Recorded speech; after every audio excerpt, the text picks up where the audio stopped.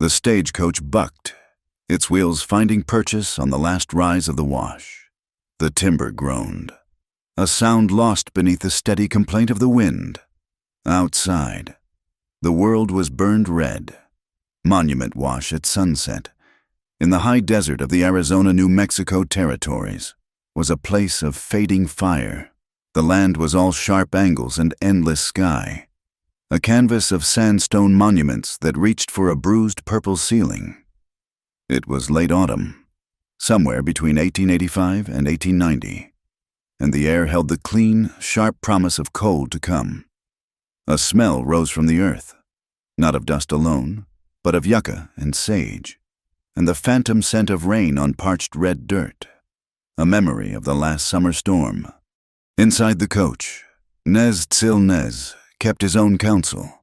He sat facing backward, his rifle resting easy across his knees. He was a man made of the same silence as the canyons, his eyes watchful under the brim of a worn hat. He had hired on as guard for this last stretch, a short job for pay, but every mile brought him deeper into the country he knew, and closer to the places that haunted him. His face was weathered, calm, but for the story told on his throat. A pale, puckered scar looped under his left jaw, the brand of a rope, a near thing from bandits years ago. It tightened when the air was damp, a constant reminder. His thoughts were not on bandits today. His thoughts were on money. Money for sheep, the flock that had belonged to his family, scattered and sold off to pay debts he did not understand. Debts tied to paper and laws made in towns. His immediate purpose was that earn coin, buy back the wool, restore the hoofbeats to his mother's land. But beneath that purpose, like a river running underground, was the deeper one, the one that had pulled him from scouting jobs for the miners, from work he despised but endured. His sister, Ashki Yazi, gone 10 years, vanished from the grazing lands, taken, the whispers said, by raiders, or perhaps something worse, something that wore a smiling face and spoke of work in faraway towns. He searched for a trace of her in every new place, a flicker in a stranger's eye, a piece of silver in a pawn shop. He had been searching for a decade. He shifted, the movement economical, and his gaze brushed over the other passenger, a woman, alone. She had been quiet for the last 50 miles, which he respected. She was not made for this country. Her clothes, though dusty, were town-made. She sat clutching a heavy carpet bag on her lap as if it held the last water in the territory. Eliza Mayhew held the bag, and inside the bag, her fingers traced the outline of a book. It was a thick ledger, bound in scuffed leather. It did not belong to her. She was a seamstress by trade. Back in Kansas City, her needle had been her defense, her way of making things whole, a stitch in time. She had believed in that. Now, she was a temporary cook at the Sagebrush Cafe in Red Mesa, running from a past that had unraveled despite her best efforts. The ledger was the reason. She had taken it from the man who had ruined her sister, a smooth-talking banker in Kansas City. She had been hired for a short time as his secretary, and in her grief and anger, she had seen the book left open. She had taken it, a foolish, desperate act. It was filled with names and numbers, accounts of mysterious payments from a bank in Santa Fe, payments listed for security, for land surveys, and most chilling, for labor placements, contracts for women, destination listed only as northern mines. She had fled, hoping to find work, to disappear, and perhaps to find a way to use the book to bring justice to the man who had destroyed her sister's life and reputation. She suspected he was part of something vast and terrible, a network that moved people like cattle. The stage pulled into Red Mesa with a final sigh of exhausted springs. The town was a raw gash in the high desert. It was new, built on silver ore and speculation. A single dusty street, lined with false front buildings of raw lumber, huddled between grazing lands and the stark mesas. The railroad was coming, the talk said. That promise hung over Red Mesa like a second sun, making men greedy, making the stakes higher. The rules here were thin, stretched brittle like old leather. Nez knew this. He stepped down from the coach, his boots sinking into the fine red powder that passed for a street. He saw it all in one slow look. The tension was thick enough to taste. The new mine headframe, skeletal against the sky. The saloons, already loud. And the simmering conflict, the one that defined life here, the Crowther outfit. Silas Crowther ran cattle, thousands of head. And he claimed the water. All of it. His reach extended from the wells to the grazing lands the Dine had used for generations. Nez unhooked the mailbag and slung it over his shoulder. His payment for the ride. He saw Sheriff Tully leaning against a post, a man whose practicality was a form of surrender. Tully nodded, a shallow dip of his chin. He feared upsetting the balance of power, and in Red Mesa, Silas Crowther was the power. Eliza stepped down, her legs unsteady. She pulled her shawl tight, the wind whipping a strand of brown hair across her face. She looked toward the Sagebrush Cafe, its sign creaking on its hinges. As she walked, her bag heavy in her hand, she passed Ortega's Mercantile.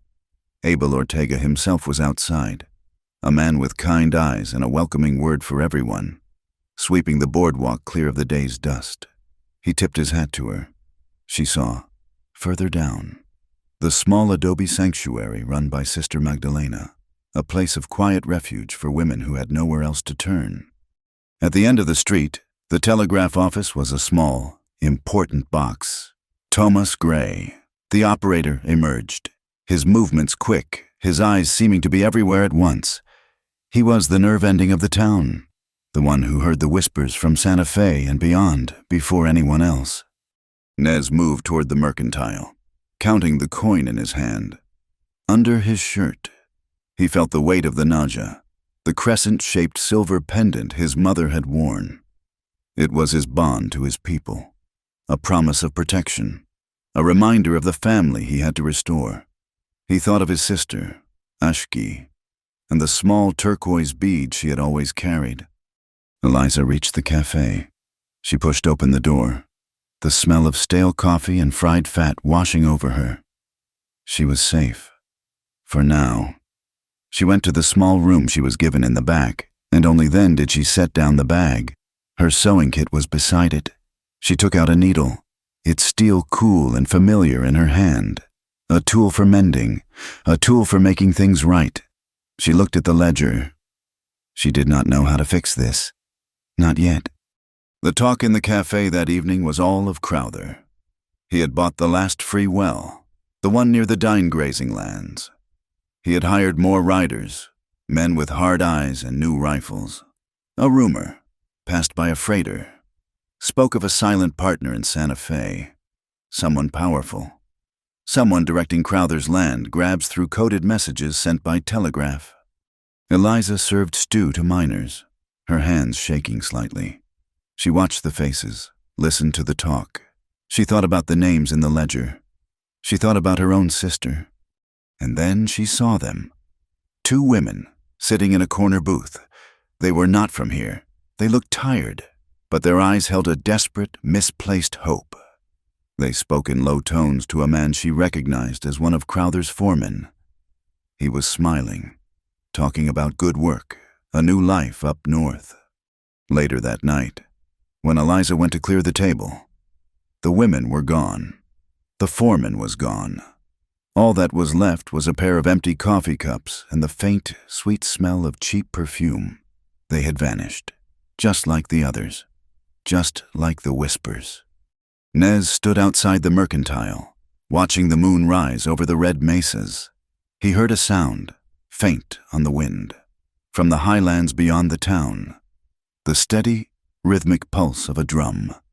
A ceremony, a prayer for balance, for healing, in a land that was falling out of it. He closed his eyes, the sound anchoring him. He had his own promise to keep. The sheep were the start. Ashki was the finish. He did not know that the woman in the cafe, the one with the sad eyes and the heavy bag, held the map to the darkness he was hunting. The town of Red Mesa settled into an uneasy quiet, the dust settling, the secrets hardening like stone. The wind had teeth. It came scouring out of the northeast, a solid wall of grit that turned the night blind. The Red Mesa mail coach, its lanterns throwing useless, panicked circles of light, fought every inch of the trail. The sandstorm had descended just after twilight, a shrieking phantom that erased the mesas and the stars. Every gust threatened to peel the canvas roof from the wagon. Inside, Eliza Mayhew had her eyes shut tight. It did not help. The grit found its way through the leather curtains, coating her eyelashes, her lips. It was a taste of the whole, raw territory, abrasive, relentless, inescapable. She held the carpetbag on her lap with both arms, her knuckles white. The ledger inside felt like a block of lead, a weight that was dragging her down. Yet it was the only thing she had. She could feel the hard corners of the book through the worn fabric, the embossed seal of the Bank of New Arcadian, a name she had come to despise. She had spent the last 2 nights in her small room at the cafe, daring to study the contents. The entries were chilling in their simplicity, page after page of disbursements. Security payment, S. Crowther. Land acquisition fee, Red Mesa. And then the ones that made her stomach clench. Female labor contract, transport, Northern Mines. 3 names, 5 names, 2 names, each followed by a sum of money and a code. It was a cold accounting of lost souls, financed by the same Santa Fe bank whose interests her former employer in Kansas City had served so well. On the roof, riding shotgun. Nez Silnes did not shut his eyes. He wrapped a kerchief over his nose and mouth and let his vision narrow to the pale shapes of the lid horses. He had argued against this run. The driver, eager for the mail bonus, had insisted. Now they were paying for it. The wind howled, a high, thin sound like a mourning woman. They were approaching Cutthroat Bridge. The name was Apartment. It was a rickety timber span across a dry arroyo that became a raging, muddy river during the flash floods. Even in a storm like this, the dry wash below offered no shelter, only a 30-foot drop onto hard rock. Nez felt it before he saw it, a shift in the darkness ahead, a shape near the far abutment that was too solid, too still, to be a yucca stalk. The storm was loud, but his senses were tuned to a different frequency. He felt the waiting. He touched the driver's shoulder. "Pull up." "I cannot stop here," the driver shouted over the gale. "We will be blown over." "Stop!" Nez's voice was not loud, but it cut through the wind. The driver hauled on the reins, the horses protesting, the coach skidding, and the shadows moved. 2 riders, their faces masked by bandanas, burst from the near side of the wash. Not the far. They had used the storm as cover. A rifle flashed, the sound stolen by the wind, the bullet splintering the driver's boot heel. Eliza screamed as the coach lurched to a violent halt. She was thrown against the opposite seat. Nez did not wait. He was already moving, leveraging his weight against the guardrail, bringing his rifle to his shoulder. This was not a robbery. This was an ambush. They were not trying to stop the coach. They were trying to kill the driver. The first rider was close, raising a handgun. Nez fired. The man folded, a silent puppet whose strings had been cut, falling from his horse.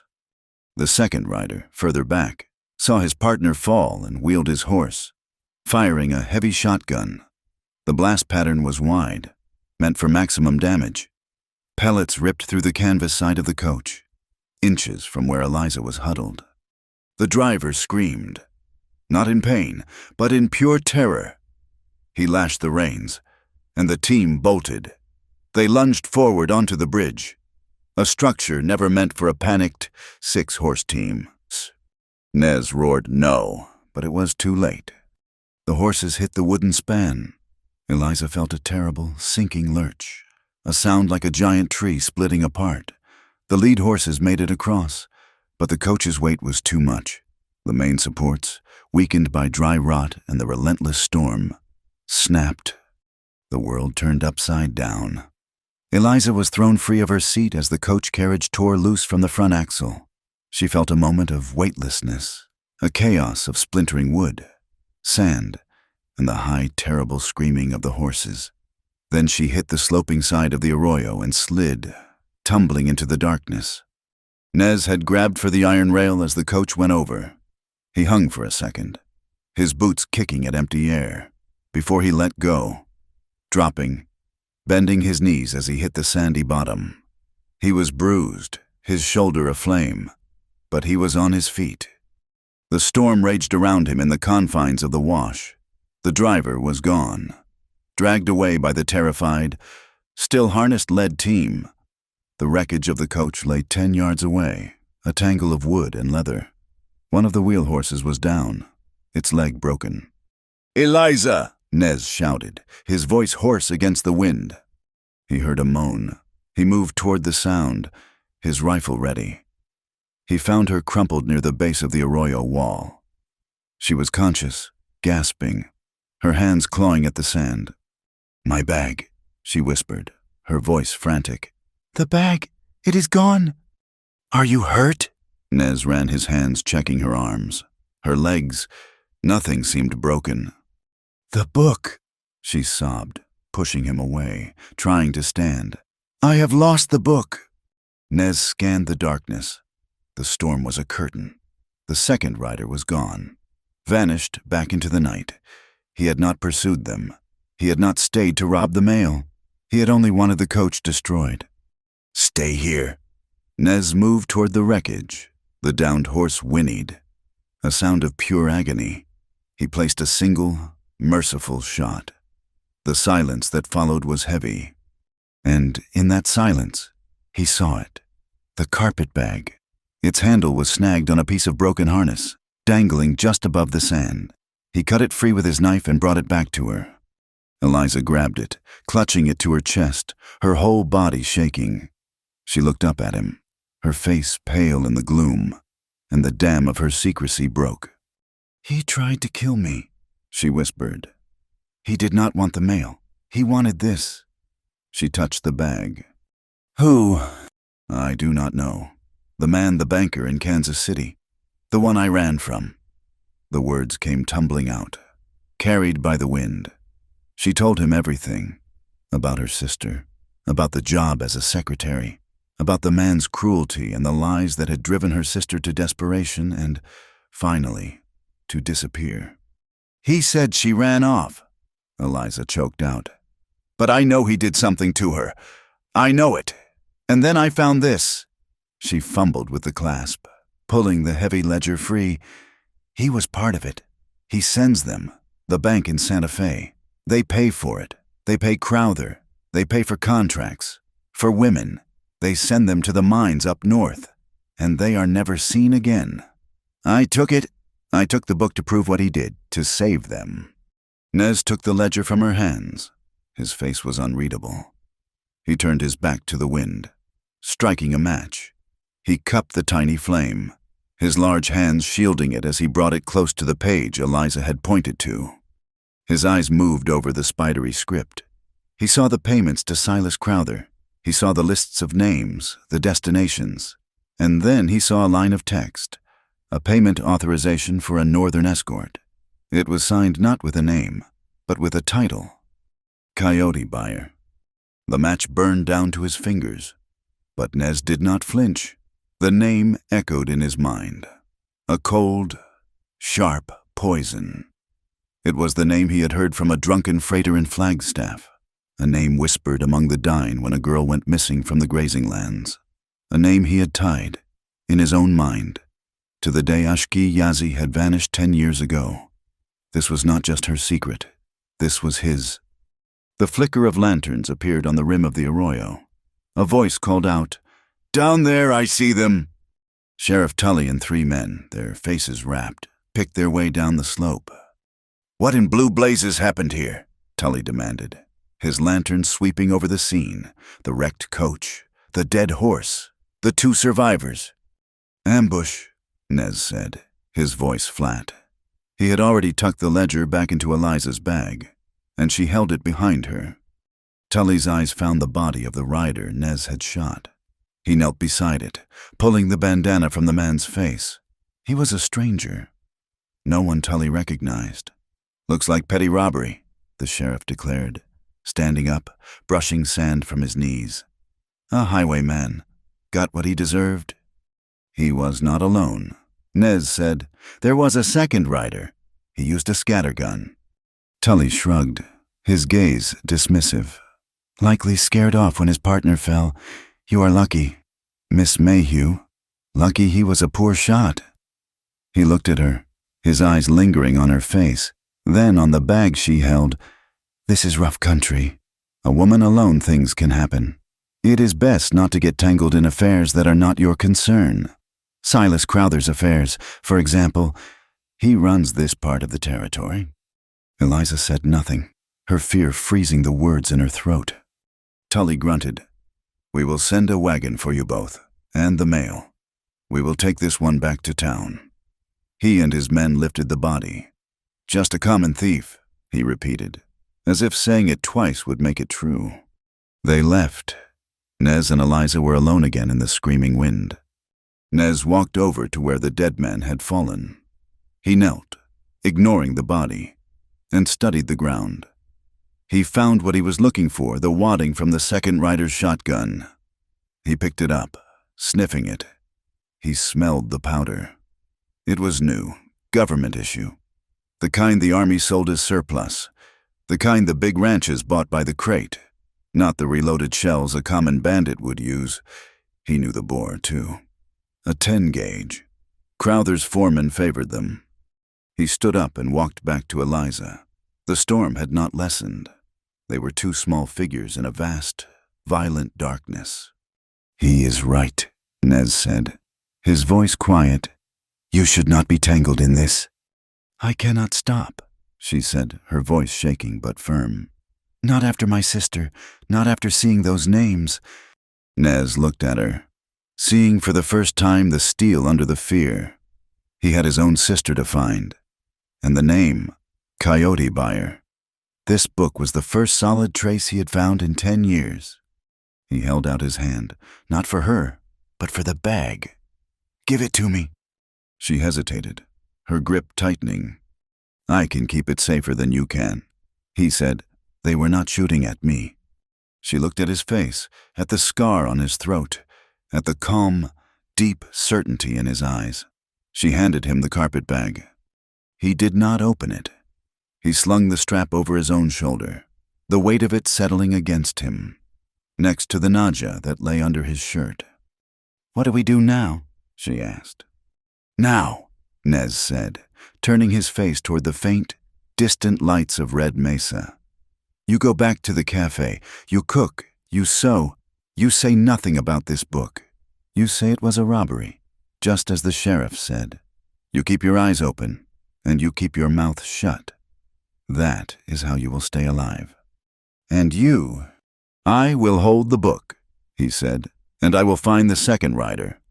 They stood in silence, a pact made. He would keep the ledger. She would keep her life. And together, unknowingly, they held a secret that could tear Red Mesa apart. The next morning, the Sagebrush Cafe was a storm of noise and steam. The wreck at Cutthroat Bridge was the only topic. Miners, freighters, and ranch hands crowded the tables, all demanding coffee and answers. Eliza Mayhew moved through the haze, her body aching, her mind still replaying the lurch of the coach and the terrifying, flat report of the shotgun. She had not slept. Nez had vanished after they returned to town, taking the carpetbag with him. She was left alone with the secret, serving plates of eggs to men who saw her as nothing more than a new face. Thomas Gray, the telegraph operator, leaned against the counter, blocking her path to the kitchen. He was a man made of quick, nervous energy, his clothes too fine for Red Mesa. He smiled at her, a practiced, easy expression. He told her good morning. Miss Mayhew, he said it was a terrible thing. That accident. He was glad she was not harmed. He remarked that she was the prettiest sight in this dusty town, and a face like hers deserved better than a smoky cafe. Eliza tried to move past him, her patience thin. I am busy, Mr. Gray. He held up a hand, laughing. He pulled a folded piece of paper from his sleeve, as if performing a magic trick. He wanted to show her something. He said he was a man of many talents, not just a key tapper. He ran errands, he said, for important people. He unfolded a receipt. He boasted that it was for a delivery he made for the convent. A simple job. He said Sister Magdalena paid handsomely for discretion. Eliza glanced at the paper. It was a simple receipt for services rendered, but the signature at the bottom, Sister Magdalena, looked wrong. The loops were too elegant, the hand too steady. It was not the firm, practical script she had seen on the convent's charity postings. Tomas winked, tucking the paper away. He said the sisters had business all over the territory. He told her if she ever needed a message sent or received, she should come to him. He would take good care of her. He finally moved, and Eliza hurried into the kitchen. The image of the false signature burned into her mind. Later, she had to fetch flour from Ortega's mercantile. The air outside was sharp, the sky a clean, cold blue after the storm. Abel Ortega was stacking cans, his movements methodical. He greeted her with his usual quiet warmth, asking after her well-being. He said she had been through a frightening ordeal. His kindness made her stop. She leaned against the counter, the heavy flour sack in her arms. Abel paused, his eyes full of a worry that went beyond her. He lowered his voice, though the store was empty. Miss Mayhew, he said, this is a hard place. You seem like a good person. I feel I must warn you. He told her to be careful of the men from the Crowther outfit. He said he had heard stories, terrible stories. It was about the debts. So many families were in debt to Crowther's store or his water rates. His foreman would visit them. They would offer a deal. The debt would be cleared. In exchange for labor. He said they always asked for the women, the daughters, the wives. They called it housekeeping work, or laundry jobs at the big ranches Crowther supplied up north. Far from Red Mesa. Abel shook his head, his gaze dropping to the worn floorboards. The families were desperate. They agreed. But the women, he said, his voice barely a whisper, they are never heard from again. No letters come back, no money is sent home. They are just gone. Eliza felt a cold sickness rise in her. It was true. The ledger was not just numbers. It was a list of the missing. She thanked Abel and hurried back to the cafe, the flour feeling as heavy as the secrets she carried. She found Nez that afternoon. He was not in the town. He was in the broken land just outside it, sitting among the yucca, mending a piece of harness. The carpet bag rested near his feet. She did not wait for greetings. She told him what Abel Ortega had said. Nez listened, his hands never ceasing their work. He had expected this. He had been studying the ledger for hours, hidden in the daylight. He looked up at her, his eyes dark. He told her it was worse than Abel knew. He opened the carpet bag and pulled out the ledger. He flipped past the pages of names and payments to a page near the end. It was a schedule. His finger, calloused and sure, tapped a line. He told her to read it. She read the words, her voice trembling. 3 people, to be delivered Thursday night, Hunting Lodge on Pinyon Ridge. This is it, Eliza said. This is proof. We can stop them. We have to go there. Nez was silent for a long moment. He looked toward the high, dark line of Pinyon Ridge. This was not his fight. He was dying. This was a white man's sickness. This trade in paper and people. His goal was sheep. His mission was his sister. Getting involved in this could cost him both. But the name, Coyote Buyer, the name that haunted his search for Ashki Yazi, the methods were the same. The disappearances were the same. He looked at Eliza, at the desperate, stubborn set of her jaw. He was a warrior, And this was a hunt. He could not turn away from a fresh trail, not when it smelled so strongly of the one he had lost. He nodded slowly. When Eliza returned to the cafe, a package was waiting for her on the kitchen counter. It was a thick envelope, postmarked Santa Fe. Her name was written on it in sharp, black ink. She took it to her small room, her heart hammering. She broke the wax seal and unfolded the letter. It was not a letter. It was an accusation. It named her Eliza Mayhew as a thief. It accused her of removing a private ledger from the office of her employer in Kansas City. It demanded the immediate return of the property.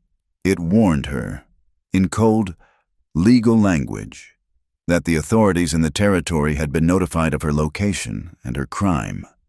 Her blood ran cold. But it was the wax seal on the envelope that truly terrified her. It was a cross, the symbol of the local convent. They knew where she was. They knew who she was, and they were using the church to threaten her. She ran from the cafe, the letter clutched in her hand, all the way to the small adobe sanctuary. She found Sister Magdalena in the courtyard, sorting dried herbs. Eliza was out of breath. She could barely speak. She held out the letter. She showed her the envelope. The seal. Sister Magdalena took it, her face, usually so serene, hardened. She examined the seal in the bright sunlight. She shook her head. "This is not our seal," she said, her voice firm. "The cross is similar, but the words are wrong." She pointed to the paper. "And I would never sign a letter like this. We are here to offer sanctuary, not to deliver threats. That is the work of the law, not of God." She looked at Eliza, her eyes sharp. "Someone is trying to frighten you, child. Someone who hides behind the shield of the church."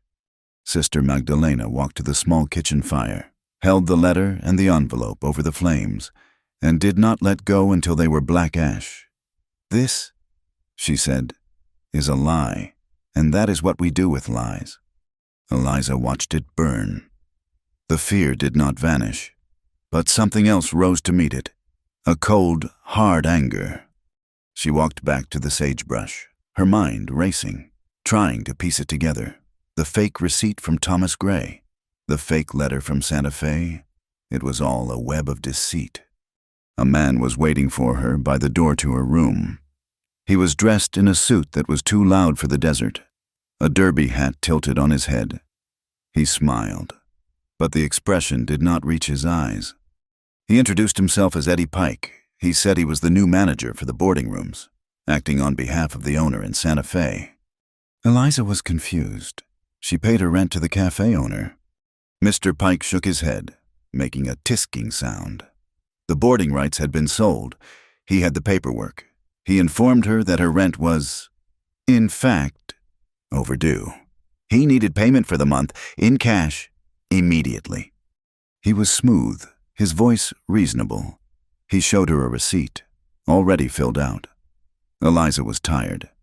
She was disoriented from the letter, from the threats. She just wanted this new problem to go away.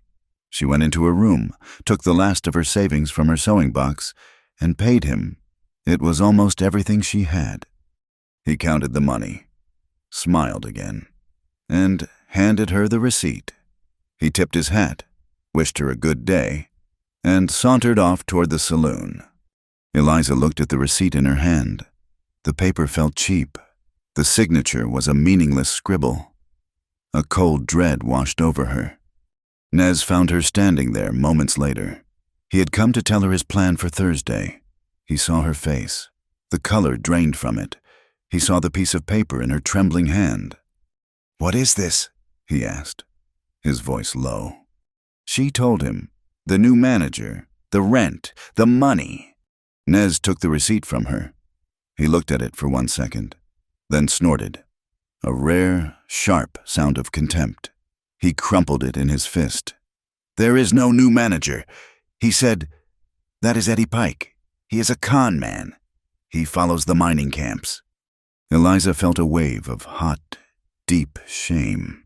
She, who held the evidence of a vast, evil conspiracy, had been cheated of her last dollar by a common trick, A fake receipt. It was a cruel mirror of her life.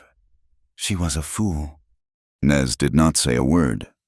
He turned and walked out of the cafe. He found Eddie Pike in the nearest saloon, already at the bar, a bottle in front of him. The saloon was quiet. Nez walked up behind him. He did not speak. He did not draw his weapon. He took Pike by the collar with one hand and the back of his belt with the other. He lifted the man bodily off the floor, carried him outside, and pressed him hard against the wooden watering trough. Pike's face was inches from the scummy water. "The money," Nez said. Pike gasped, his bravado gone. He clawed the bills from his pocket and shoved them into Nez's hand. Nez dropped him into the dust. Pike scrambled to his feet, sputtering curses, and hurried away. Sheriff Tully emerged from the office of the sheriff across the street. He had watched the entire exchange from his window. "That man," Nez said, nodding toward Pike's retreating figure, "stole from Miss Mayhew. He used a false receipt." Sheriff Tully adjusted his gun belt. He looked at Nez, then at the saloon, then at Eliza, who had followed Nez into the street. "Did you get the money back?" he asked. Nez nodded. "Then it sounds like the problem is solved," Tully said. He turned to go back inside. Eliza stepped forward, her anger overcoming her fear. "What about the crime? He cheated me." "He lied." Tully stopped, his hand on the doorknob. He looked at her, his face a mask of weary practicality. "Miss Mayhew," he said, "I'm investigating a destroyed mail coach. I have a dead body in my back room. I have 6 payroll guards in that saloon who are about to start shooting at each other. I simply do not have time for a squabble over room rent that has already been settled." "But he is a criminal," Eliza protested. The sheriff sighed. "Besides," he said, "a man like Silas Crowther pays nearly half the taxes in this town. His money pays for this badge. His money keeps Red Mesa from blowing away. I have to pick my battles. A small-time cheat is not a battle I have time to fight." He went into his office and shut the door. Eliza and Nez stood alone in the street. The wind moved the red dust in swirls around their boots. She looked at the closed door of the sheriff. She looked at the saloon. She looked at the high, distant mesa. "There is no law here," she said, her voice hollow. "Not for people like us." Nez looked at her, his face as still as the stone monuments. He held out the money Pike had stolen. He was right about one thing. Nez said, "We have to pick our battles." He nodded toward the distant ridge. "That one." Eliza looked at his outstretched hand, then at his face.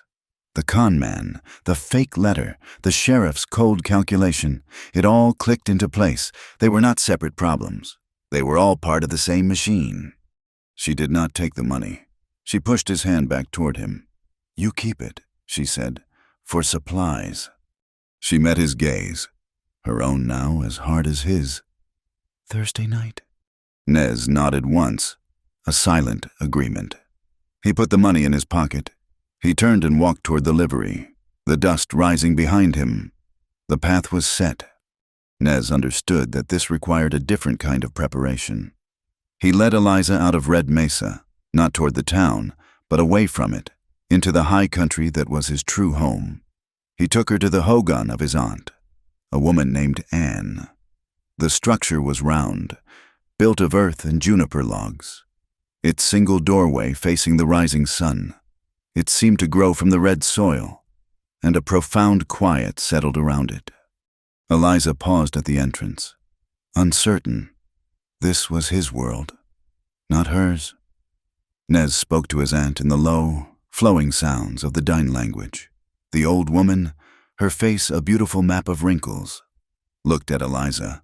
Her eyes were not unkind, but they were deep, and they seemed to see everything. She nodded once and motioned for them to enter. Inside, the air was cool and smelled of wood smoke and herbs. Anne did not offer mysteries or magic. She offered focus. She took a small bundle of dried cedar needles and lit them from the coals of her fire. A plume of clean, sharp smoke rose. She held the smoking branch out, first fanning the smoke over Nez, and then over Eliza, her lips moving in a quiet chant. Nez spoke, his voice low. He explained that she was clearing their minds. She was asking the holy people to grant them clear sight, to let them see the truth that hides in shadows, and to protect them not just from bullets, but from deception. Eliza closed her eyes and let the smoke wash over her. It was a strange comfort. The tension that had lived in her shoulders since Kansas City seemed to ease. Just for a moment, they were given fry bread and hot, bitter coffee. They ate in silence. Anne's advice, when it came, was simple. Nez translated. She said to watch the wind, for it carries warnings, and to trust the heart, for it knows the sound of a lie. They left as the sun was high, the air warm. As they walked back toward the ridge, Nez stopped by a patch of soft dirt. He pointed. Eliza looked, but she saw only dust. He told her to look again. He crouched, his finger tracing the air above the print. He explained this was a shod horse, moving fast. The print was deep at the toe, shallow at the heel. He moved to another spot, showing her a muddled series of tracks. This, he said, was a man on foot, carrying a heavy burden, his right foot dragging. He was teaching her to see the land not as empty space, but as a story. She tried. She knelt, her eyes scanning the ground. She began to see the small disturbances she had never noticed before: the broken twig, the overturned pebble, the scrape of a boot heel. He stopped again, his entire body going still. He motioned for her to be quiet. He knelt by a clear boot print, preserved in the hardened mud near a dried wash. He told her to look at the sole. It was new, with a pattern of horizontal bars. He explained it was Army issue, government surplus. Silas Crowther, he said, bought surplus equipment by the wagon load for his men, the men who had attacked the coach, the men who guarded his interests. This was not a guess. This was a fact, written in the earth. Back in Red Mesa, others were moving, too. The small network of decent people was stirring. Sister Magdalena, her face set in a look of profound determination, opened the doors of her small sanctuary to 2 more women. They had drifted into town, their faces bruised, their eyes hollow with a fear that had no name. She did not ask them for their stories. She knew. She gave them soup, a clean bed, and a solid lock for their door. She was building a refuge, one small, safe space at a time. At the Mercantile, Abel Ortega was busy selling tobacco to a freight driver. The driver was talkative, glad to have an audience. He spoke of a strange party of men he had passed on the trail from Nevada. They were not miners or cowboys. They looked, he said, like high-stakes gamblers, with expensive suits and hard eyes. They had plenty of money and had asked for the quickest route to Crowther's private hunting lodge on Pinyon Ridge. Abel listened, his face pleasant, his mind carefully filing away every word. As the afternoon shadows grew long, Nez and Eliza skirted a small, informal gathering of dine families. They had come together to share food and to dance. A single drum set a low, steady pulse that felt like the heartbeat of the land itself. A singer's voice rose, a high, clear song of healing and resilience. It was not a spectacle for outsiders. It was life. Children laughed as they chased a lean, happy dog. Women stirred pots of stew over open fires, the smell of roasted mutton and chili mixing with the scent of pine. Men spoke quietly, their faces turned toward the setting sun. Eliza watched as an elder man saw Nez. The man's face broke into a warm smile. He came and placed a hand on Nez's shoulder, speaking in their language. Eliza could not understand the words, but she understood the tone. It was one of deep, quiet respect, of shared loss and shared strength. She saw the humility in the way Nez bowed his head, the way he answered. He was not the lone, silent warrior she had first seen. He was a son, a brother, a part of this, and she understood. Suddenly, what he was truly fighting for. It was not just his sister. It was all of this. Thursday night came. The air was bitingly cold.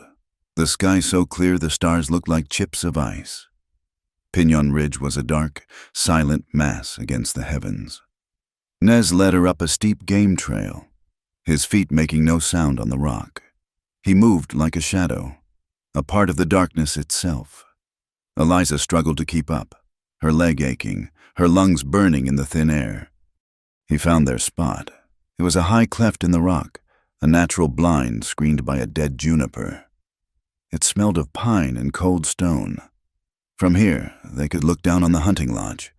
It was a long, solid building of dark timber, all its windows glowing a dull, ominous yellow. They waited. The cold was a physical thing, seeping into their bones. Eliza clamped her jaw to keep her teeth from chattering. Just before midnight, they heard it, the crunch of hooves on gravel. Riders. 4 men on horseback emerged from the trees, leading 3 other horses. Women were slumped in the saddles of the leady animals, their hands tied to the pommels. They were herded into the pool of light from the lodge doorway. They were young. One woman, a girl really, stumbled as a foreman pulled her roughly from the horse. The moonlight flashed on a piece of silver at her throat. It was a simple, hammered crescent, an amulet. Nez stopped breathing. It was not the exact one his sister had worn, but it was from his family's clan. He knew the maker's mark. A terrible, suffocating rage filled his throat. The lodge door opened wide. Silas Crowther stepped out, a cigar glowing like a hot coal in his hand. He was a large man, his shadow stretching vast and black across the ground. He looked at the women with the flat, assessing gaze of a man buying livestock. He rumbled something to his foreman, who laughed. A different voice came from the darkness of the doorway. It was smooth, calm, and educated. It held no trace of the desert, no accent of the frontier.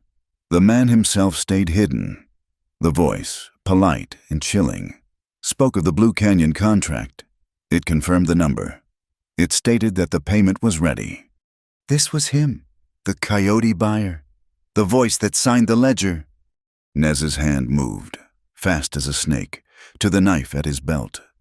He took a single, silent breath, his body tensing, gathering itself to spring. He was outnumbered 10-1, but the white-hot fury in him did not care. Eliza saw it. She saw the tremor of rage that ran through his shoulders. She saw the killing intent in the set of his jaw. She reached out and put her small, cold hand on his forearm. It was a simple, grounding touch. She did not speak. She did not need to. The touch was a silent plea, a reminder, proof. They were here for proof, not for vengeance. They were here to save them, not to die. Nez let the breath out, a long, shuddering sigh. The rage did not go away, but he contained it. He forced his hand to relax. He stayed, watching, his mind cold and sharp again. He memorized everything. The faces of the foremen, the number of men, the brands on the horses, and the password, Blue Canyon contract. They waited until the men had gone back inside, until the women had been pushed into a dark outbuilding, until a single guard was left patrolling. Then they pulled back, melting into the shadows. They moved quickly down the far side of the ridge. Eliza, trying to hurry over the loose rock, put her foot wrong. A small stone was dislodged. It skittered down the slope, rattling in the silence. A shout rose from below. A lie. They had been heard. A rifle cracked, the sound shockingly loud in the night air. The bullet whined off the rock face, sending stone chips stinging past Eliza's head. Nez grabbed her hand. He yelled at her to run. They plunged down the dark side of the ridge, abandoning stealth for speed. Hoofbeats sounded behind them, the guards mounting up, fanning out to cut them off. Nez did not run for the open desert. He ran straight toward a solid wall of black rock. He pulled her toward a narrow crack, a fissure in the sandstone barely wide enough for a person to pass, a slot canyon. As soon as they were inside, the air changed. It was still cold and smelled of wet sand. Nez stopped, pulling her close. He tilted his head, listening. Above the sound of their own gasping breaths, he heard it, a low, distant rumble, like thunder trapped underground. He sniffed the air. Rain, far away, on the high mesas. A storm had broken. He told her they had to move, and they had to move now. A flash flood was coming. They scrambled through the twisting, narrow passage. The walls were smooth, curved like sculpted clay. The rumbling grew louder, a vibration they could feel in their chests. Behind them, they heard the shouts of the guards, the men frustrated, blocked by the narrow entrance. The first wave of water hit them. It was not a tall wall, but a churning, icy surge that rose to their knees in seconds. It pulled at their legs, making the sandy bottom slick and treacherous. The canyon twisted sharply, opening into a small, dark chamber. A sheer drop of 10 feet blocked their path. Below it, a pool of black water was already churning, spinning in a vicious, muddy circle. Nez did not hesitate. He slid over the edge, dropping into the waist-deep torrent. He found his footing on the unstable bottom and turned, holding his arms up for Eliza. He shouted for her to jump. She was terrified. The water roared. The sound was deafening. She tried to lower herself, her fingers scrabbling for a grip on the wet, smooth stone. She slipped. She did not fall into his arms. She fell sideways, her body striking the canyon wall with a sickening thud. A sharp cry of pain was torn from her throat. The current grabbed her instantly. It spun her around and pulled her toward the center of the pool, toward a dark, bubbling vortex where the water was being sucked under the rock with terrifying force. Nez lunged. He threw himself forward, deeper into the churning water, his hands shooting out. He caught her by the wrist.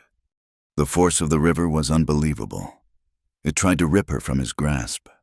He braced his legs against the unseen bottom, his boots slipping on the slick rock. His arm felt as if it were being torn from its socket. He was holding her entire weight, and the weight of the flood. Their eyes met. In the thundering darkness, lit only by a sliver of starlight from the narrow strip of sky far above, he saw her terror. She was not fighting him. She was holding on to him, her other hand gripping his arm, her fingers digging into his skin, even as the flood tried to claim her. He roared, a wordless sound of defiance against the water, against the men, against the fate that had tried to steal her. He felt the pulse of the river, a momentary lull in its power, and he heaved.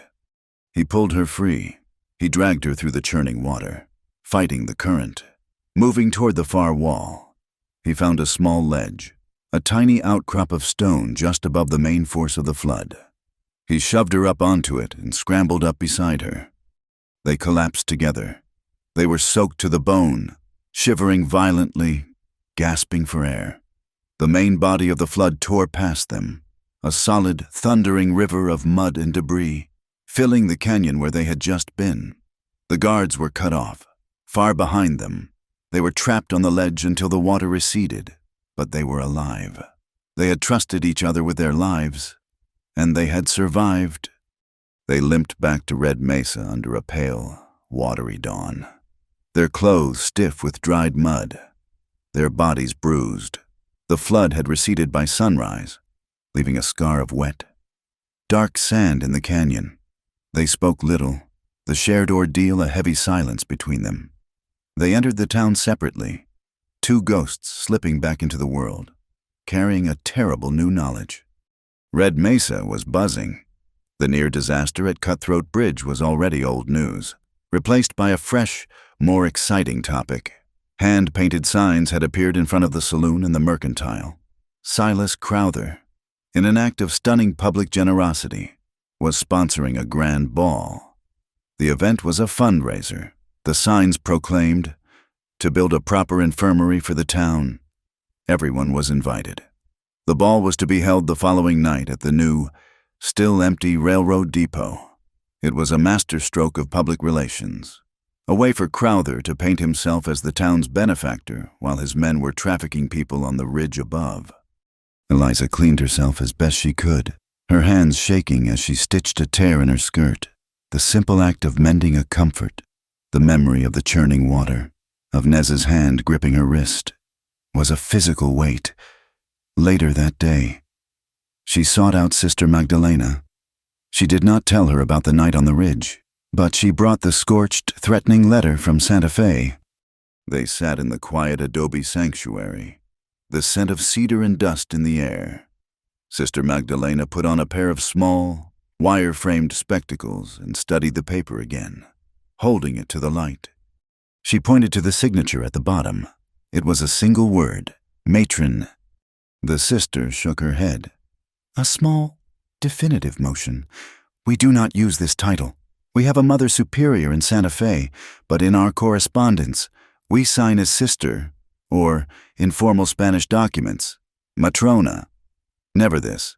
This is an English word, used by a man who thinks he is clever, but who does not know our ways. The forgery was confirmed. It was not just a threat. It was a clumsy one, designed to frighten a lone woman, but it revealed a crucial flaw. The enemy was arrogant. He underestimated those he tried to control. Nez, meantime, was not resting. He was watching. He spent the day in the shadows of Red Mesa, a silent observer. His focus was the telegraph office. He saw Thomas Gray emerge midday, not in his usual work clothes, but in a new checked suit and polished boots. He saw him enter the saloon and order a bottle of expensive whiskey, paying with a crisp bill. This was not the pay of a telegraph operator. This was blood money, the price of silence and coded messages. Later, when Gray was busy at the saloon, Nez slipped into the alley behind the telegraph office. The back window was unlatched, an oversight of a man made careless by easy money. Nez did not enter. He simply watched from the shadows. He saw the tidy desk, the telegraph key, and on a shelf below, a small, wooden box. Inside it, nestled in velvet, was a heavy brass seal. It was not the post office stamp. It was a custom seal, and though he could not read the engraving from that distance, he knew it was the tool used to create the false convent seal. Thomas Gray was not just a messenger. He was a forger, a key part of the deception. They met that evening in the back room of Ortega's Mercantile. The three of them, Nez, Eliza, and Abel Ortega. The air smelled of coffee beans and cured leather. Nez spoke first. Thomas Gray is the one. He sends the messages. He makes the fake seals. Eliza nodded. And the ball is the distraction. The buyers from Nevada are already here. Crowther is entertaining them, making the deal look like a celebration. The real transaction will happen tomorrow. Abel Ortega, his face grim, added his part. The men from Nevada, they are staying at the saloon. They are asking about the Blue Canyon cutoff. They plan to ride out tomorrow evening. Eliza looked at them, a plan forming in her mind, born of the con man's trick she had fallen for. Deception had to be met with deception. She said she had an idea. It was dangerous. But Thomas Gray was arrogant. He was proud of his new wealth, and he had tried to flatter her.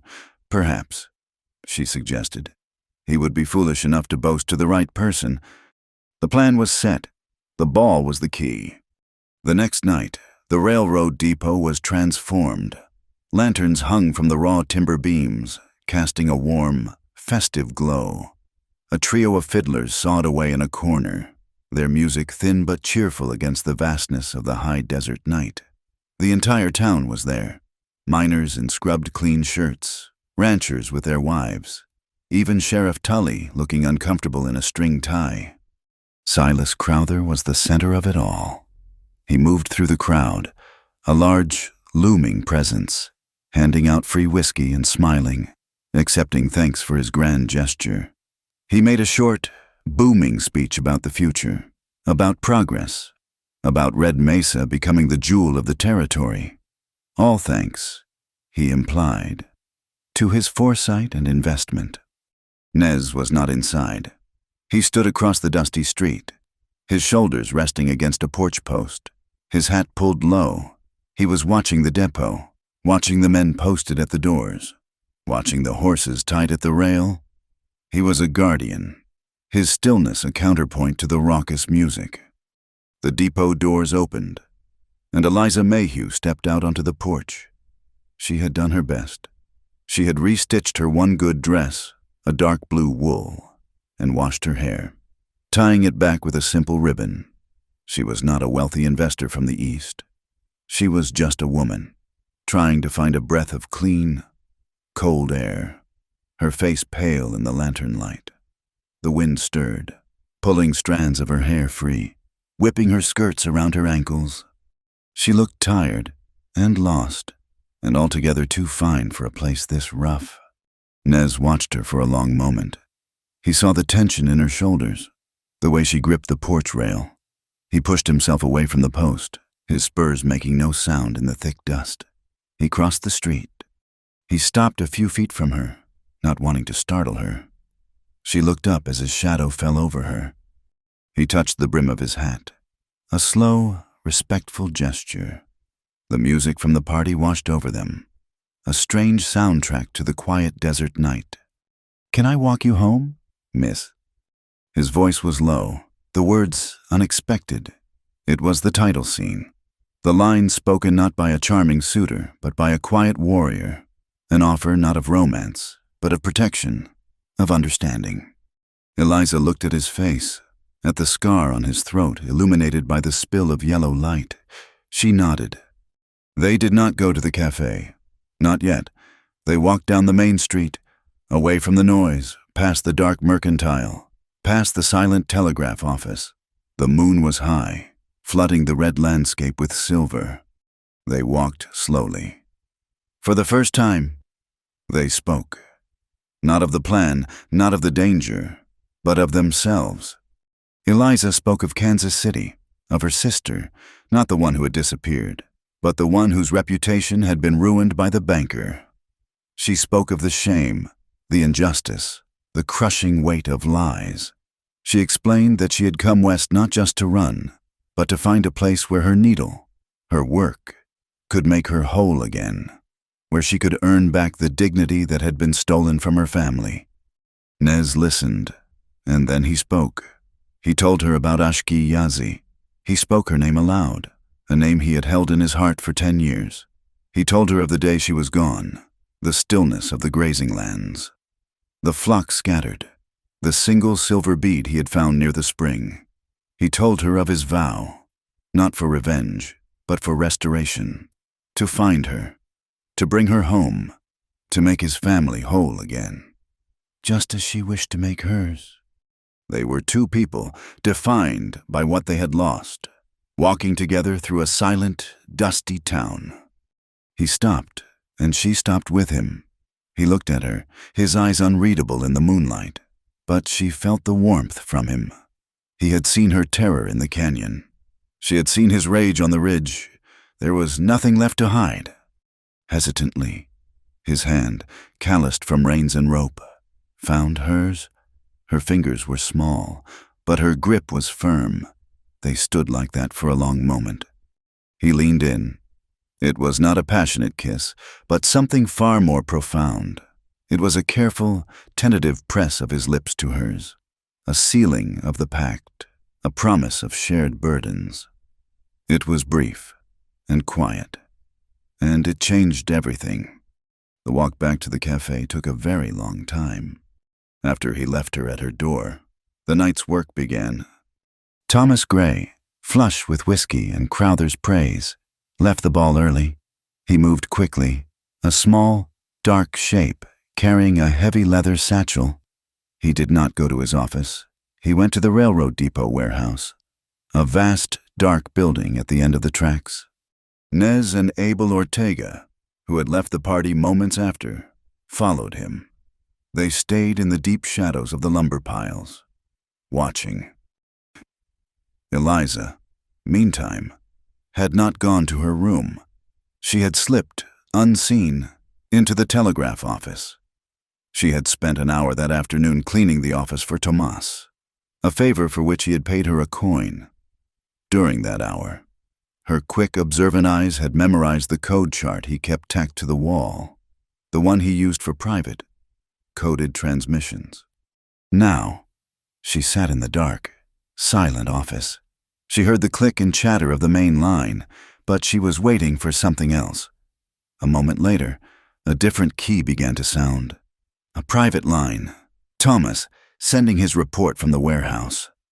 Her fingers, nimble from a lifetime of sewing, flew across a piece of paper, marking the dots and dashes, the short and long pulses.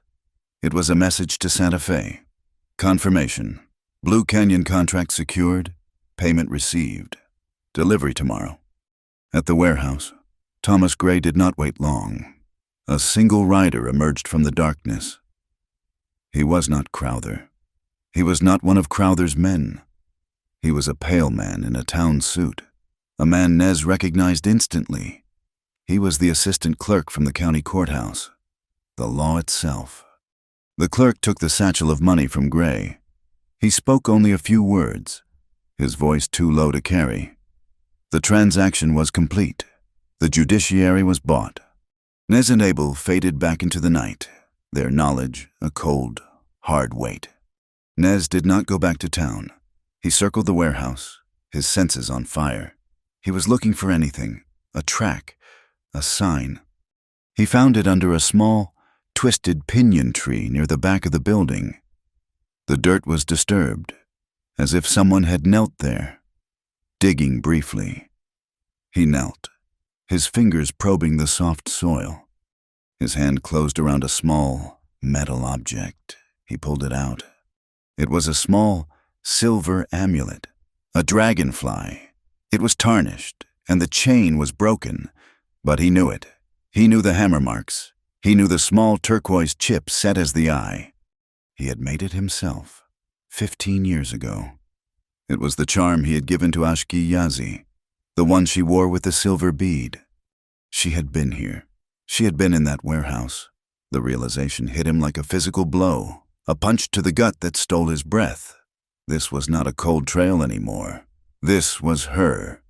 He closed his hand around the charm, the metal cutting into his palm, and in the darkness, he finally let the rage come. The dragonfly charm felt small and cold in the palm of Nez, but it burned like a hot coal. His rage from the night before had settled, cooled into something far more dangerous. It was a focused, patient thing, a cold point of steel in his chest. He, Eliza, and Abel Ortega met in the gray light of dawn. Huddled in the back room of the mercantile, the smell of burlap and dried beans was thick in the air. On the table between them lay the open ledger. Beside it, Eliza had placed her careful, handwritten notes, the decoded telegraph messages from the night before. The pieces fit together like a death shroud. Eliza pointed to a name in the ledger, then to a corresponding code in her telegraph notes. It was clear. The buyers from Nevada, the ones Abel had seen, were named. The coded message confirmed their arrival and the purpose of their visit. The auction was not an auction at all. It was a simple sale, a final transaction, scheduled for this very afternoon at the hunting lodge in Blue Canyon. Eliza said they had it. They had the proof, the names, the bank, the payments, the schedule. It was everything. Nez looked up from the silver dragonfly. His voice was flat. He told her proof did not matter, not anymore. He reminded her about the courthouse clerk, the man who took the money from Thomas Gray. The law was bought.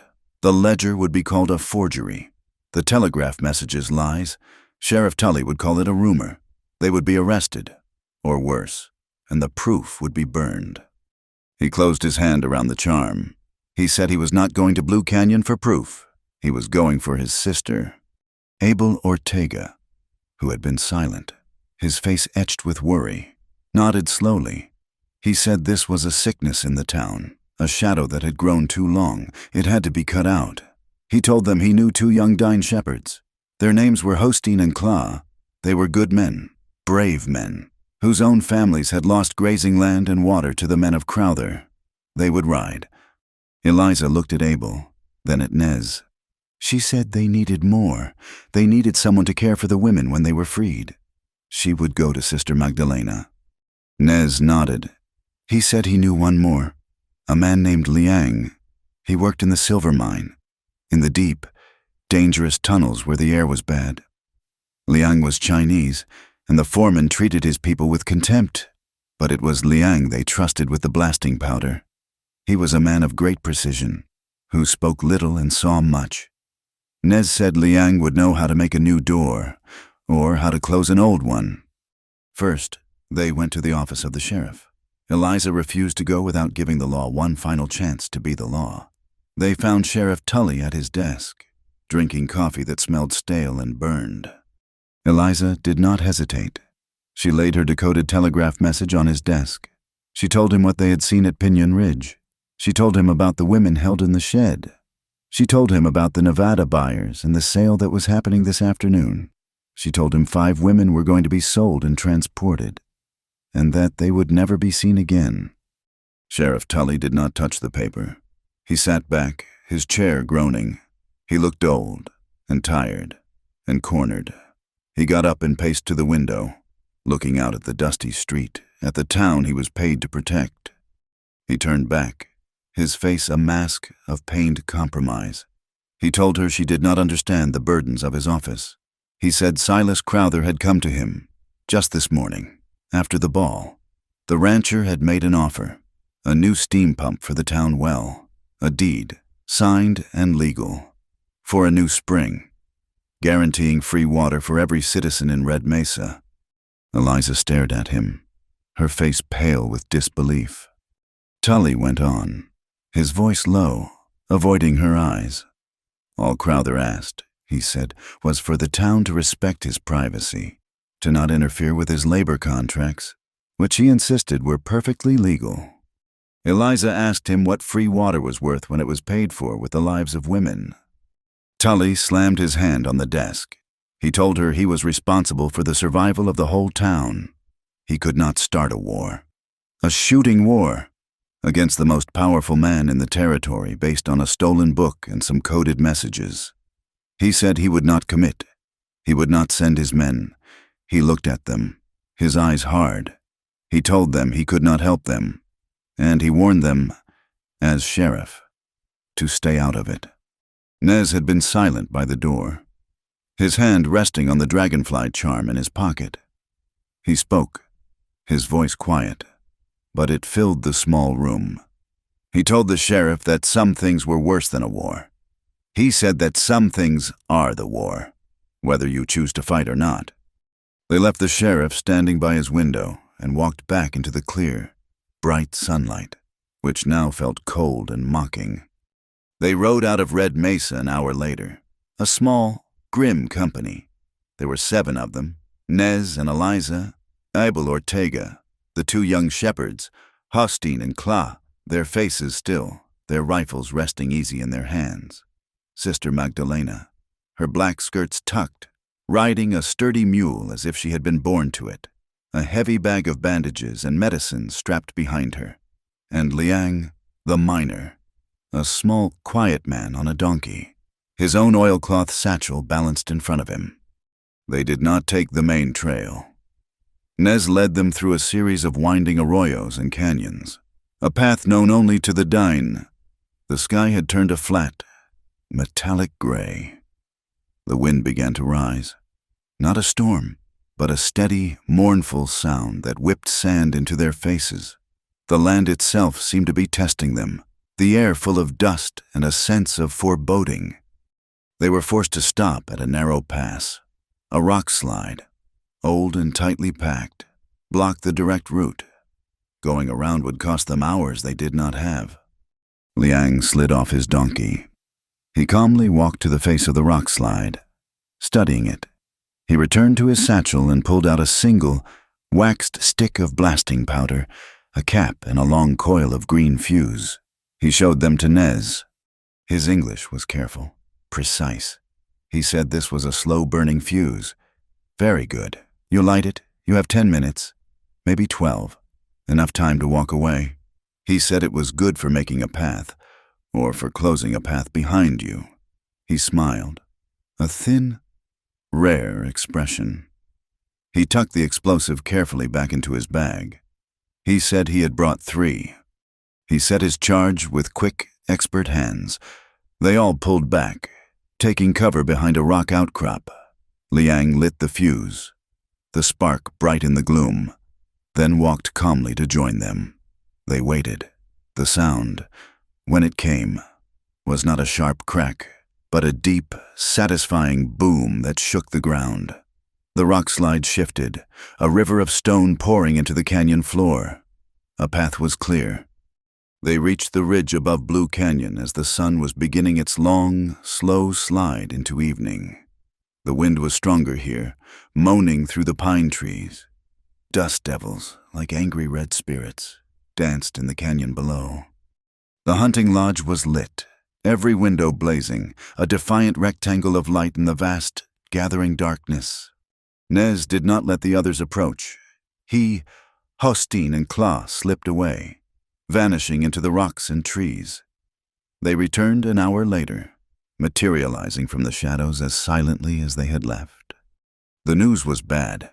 Nez reported that there were 6 guards on the perimeter, 2 on the roof of the lodge, and at least 4 more inside with Crowther. They were heavily armed. They all crept forward to the vantage point Nez and Eliza had used before. The cleft in the rock overlooking the lodge. Below them, the scene was laid out like a dark play. The men from Nevada were on the porch, their expensive suits dark shapes in the lantern light. They were smoking cigars, their laughter loud and harsh on the wind. The main door of the lodge opened. A man stepped out, framed in the yellow light. He was not large like Crowther. He was of medium height, dressed in a fine, dark suit that spoke of Santa Fe or someplace further. He moved with a smooth, confident energy.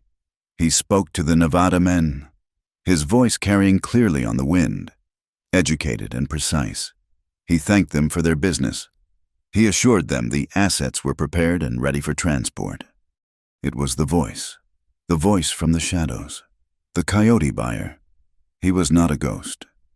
He was a man, a well-dressed agent, standing on the porch, finalizing his purchase. As if on cue, the foreman of Crowther opened the door to the wooden shed, the outbuilding where the women were kept. They pushed the women out into the yard, lining them up. There were the 3 they had seen before, and 2 others, 5 women, their heads down, their hands bound. Abel raised a small spyglass. Scanning the scene, he cursed, his voice thick. Eliza took the glass from him, her hands shaking. She saw the women, saw the men from Nevada walking down the steps to inspect them, their faces appallingly casual. She felt a wave of sickness so profound she nearly dropped the glass. Nez took it from her. His hand was rock solid. He raised the spyglass to his eye. He scanned the line of women. The first, a young girl, crying silently. The second, defiant, spitting at the ground near a foreman's boot. The third, the one with the Dine amulet, her face blank. The fourth, a thin woman who looked ill. And then the 5th. She stood at the end of the line, slightly apart. She was older, her hair, thick and black and streaked with gray, hung unbound. She was not crying. She was not defiant. She was just still, with a terrible, absolute stillness, as if she were a stone. She was looking up, not at the men, but past them, at the dark ridge, at the free, open sky. The moonlight caught her face. The spyglass wavered. The world in the small lens blurred. Nez's breath caught in his throat, a sharp, ragged gasp. It was her, Ashki Yazi. 10 years of brutality and survival had been carved into her features. Her eyes were not the laughing eyes of his memory. They were hardened, worn down, as calloused as a laborer's hands. But it was her. She was alive. And as she turned her head, he saw it, glinting in the light, the small silver dragonfly amulet at her throat. A sound tore from him, a low, grieving roar trapped in his chest. His hand flew to his rifle. He was rising, his body acting before his mind, propelled by 10 years of loss and a white-hot, singular need. Eliza saw his face, contorted in the moonlight, a mask of agony and killing rage. She knew this time a touch was not enough. She put her hand on his chest, pushing him back hard against the rock. Her voice cut through his red haze. Not a whisper, but a sharp, clear command. She told him they would bring her home. They would bring them all home, but not this way. She told him to look at the guards, at the rifles on the roof. An attack now would be a massacre. She told him they were here to save them, not to watch them die. Proof first, then release. They had to use their minds, not just their fury. Nez looked at her, his eyes wild. He looked down at the lodge, at his sister. A ghost returned to him. He slowly let his breath out. The rage did not leave. It settled, focusing, hardening into a plan. He nodded. They set to work in the shadows, while the Byers and Crowther moved back inside the lodge to finalize their deal. Hosteen and Kla, moving with the silence of owls, slipped down the slope, stringing thin wires with small bells across the main trail leading east. Abel took the spare horses, leading them far down into a hidden draw, a staging point for their escape. Sister Magdalena found a sheltered spot behind a cluster of boulders, laying out her bandages, her medicines, her canteens of water, a makeshift hospital, waiting in the darkness. Crowther's foreman shoved the women back into the wooden shed. They locked the heavy wooden bar across the door and posted 2 guards outside it. Nez crept closer. He moved down the slope until he was on a ledge of rock directly overlooking the main lodge. The curtains were drawn, but one was old, its fabric torn. He had a narrow, perfect view of the room inside. He saw it all. He saw the heavy oak table. He saw the coyote buyer stack bars of gold on it. He saw Silas Crowther sign a stack of papers. He saw the coyote buyer countersign them. He heard their voices, muffled but clear enough. He heard the name of the Nevada Mining Corporation. He heard the name of the Bank of New Arcadian. He heard the final price, $50,000 in gold, for 5 renewable contracts. He heard the coyote buyer say he would ride at dawn with his new property. He heard Crowther promise an escort to the canyon mouth. The deal was done. The proof was absolute. Nez crawled back to the others in the dark. The wind was colder now, the dust thicker. He told them what he had seen. They would wait. They would wait until the hour before dawn.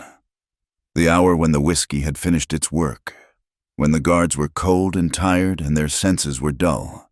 That, he said, was when they would strike. The hours before dawn were a frozen, silent eternity. The wind had died, leaving a cold so profound it felt like the absence of life. The fires in the lodge had burned down to embers. The sounds of rough laughter and drunken celebration long since faded into a snoring quiet. Nez lay on the ridge, the cold of the rock seeping into him. He held the small silver dragonfly in his hand, its shape a familiar comfort, its reality a fresh, agonizing wound. His sister was alive, 50 yards away, a prisoner. Eliza lay beside him, her shivering so violent it was almost audible.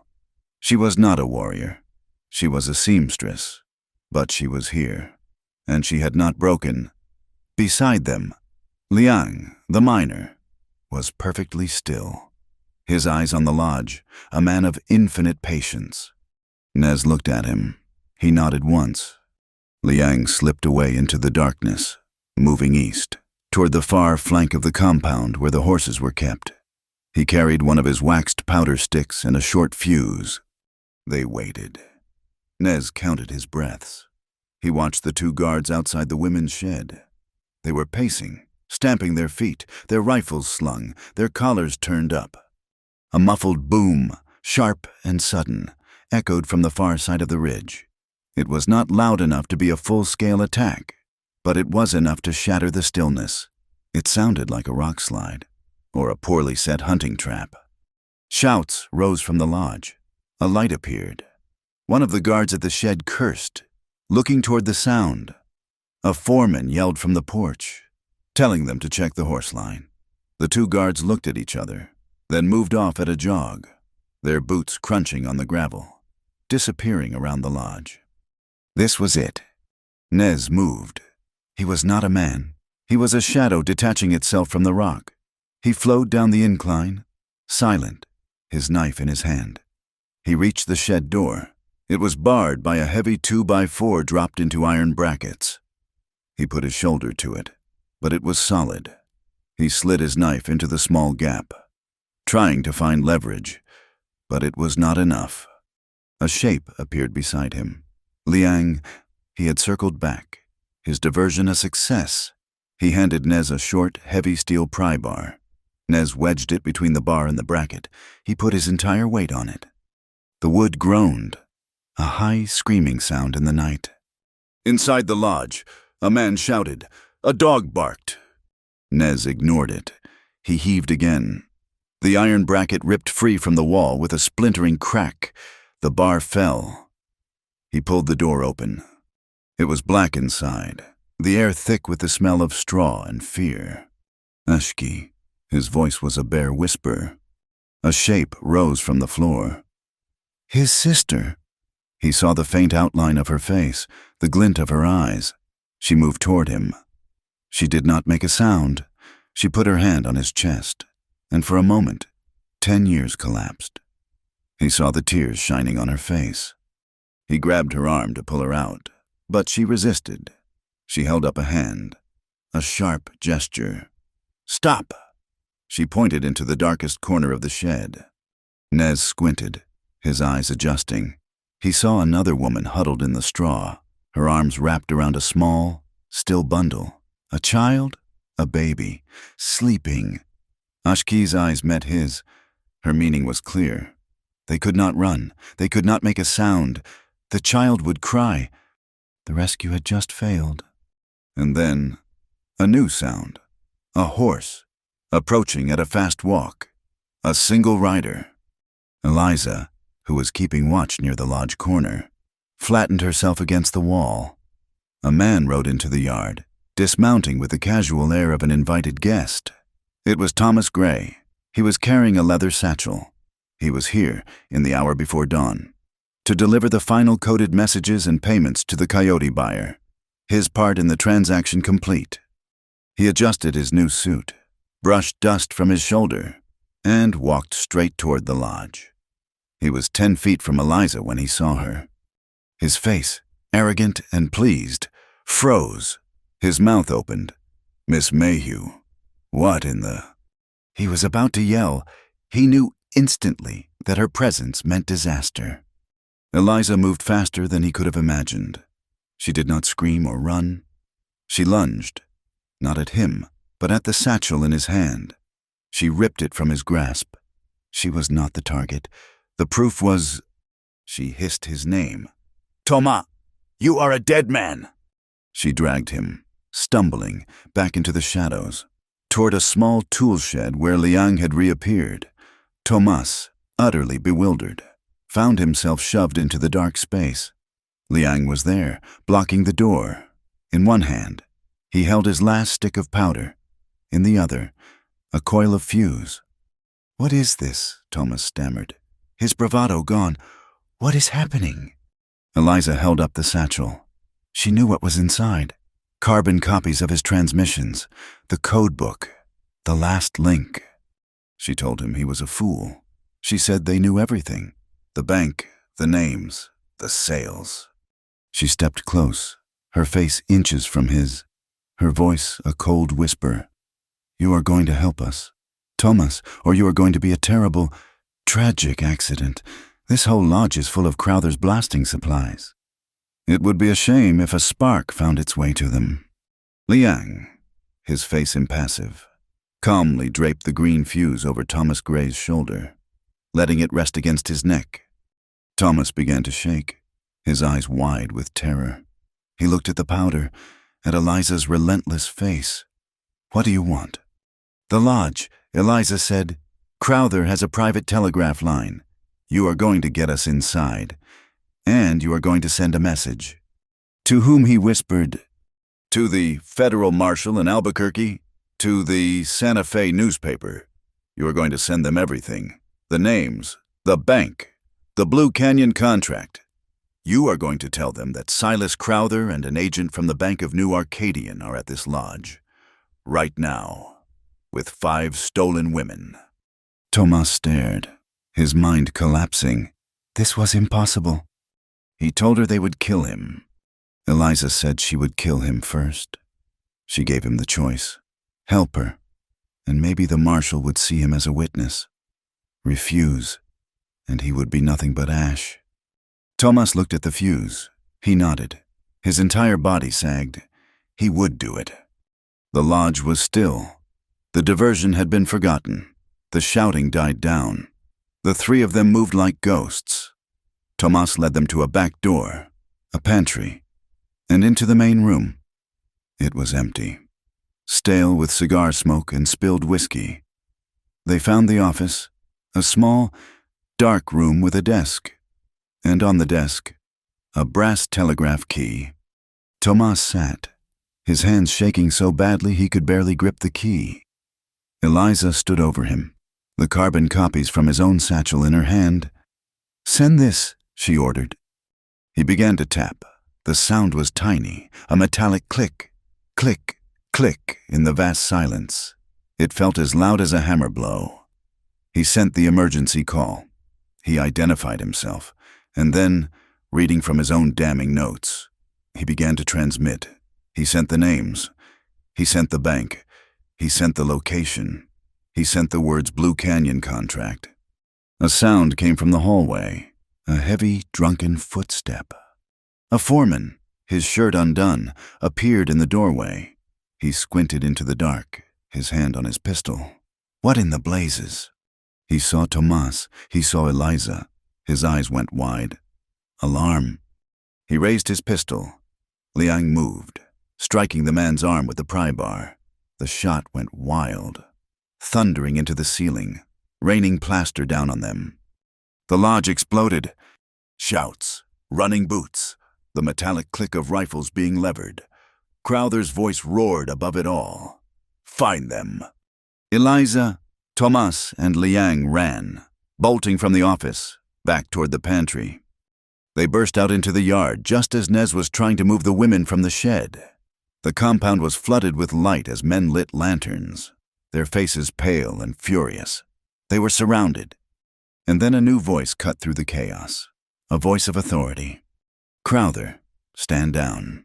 A shot rang out, not at them, but into the air, on the ridge above. Silhouetted against the pale, pre-dawn sky, sat Sheriff Tully and his 2 deputies. Eliza stared, her heart stopping. He had come. Tully shouted, his voice carrying in the cold air. "It is over! Silas, the marshal's office in Albuquerque just wired me. They have the whole story.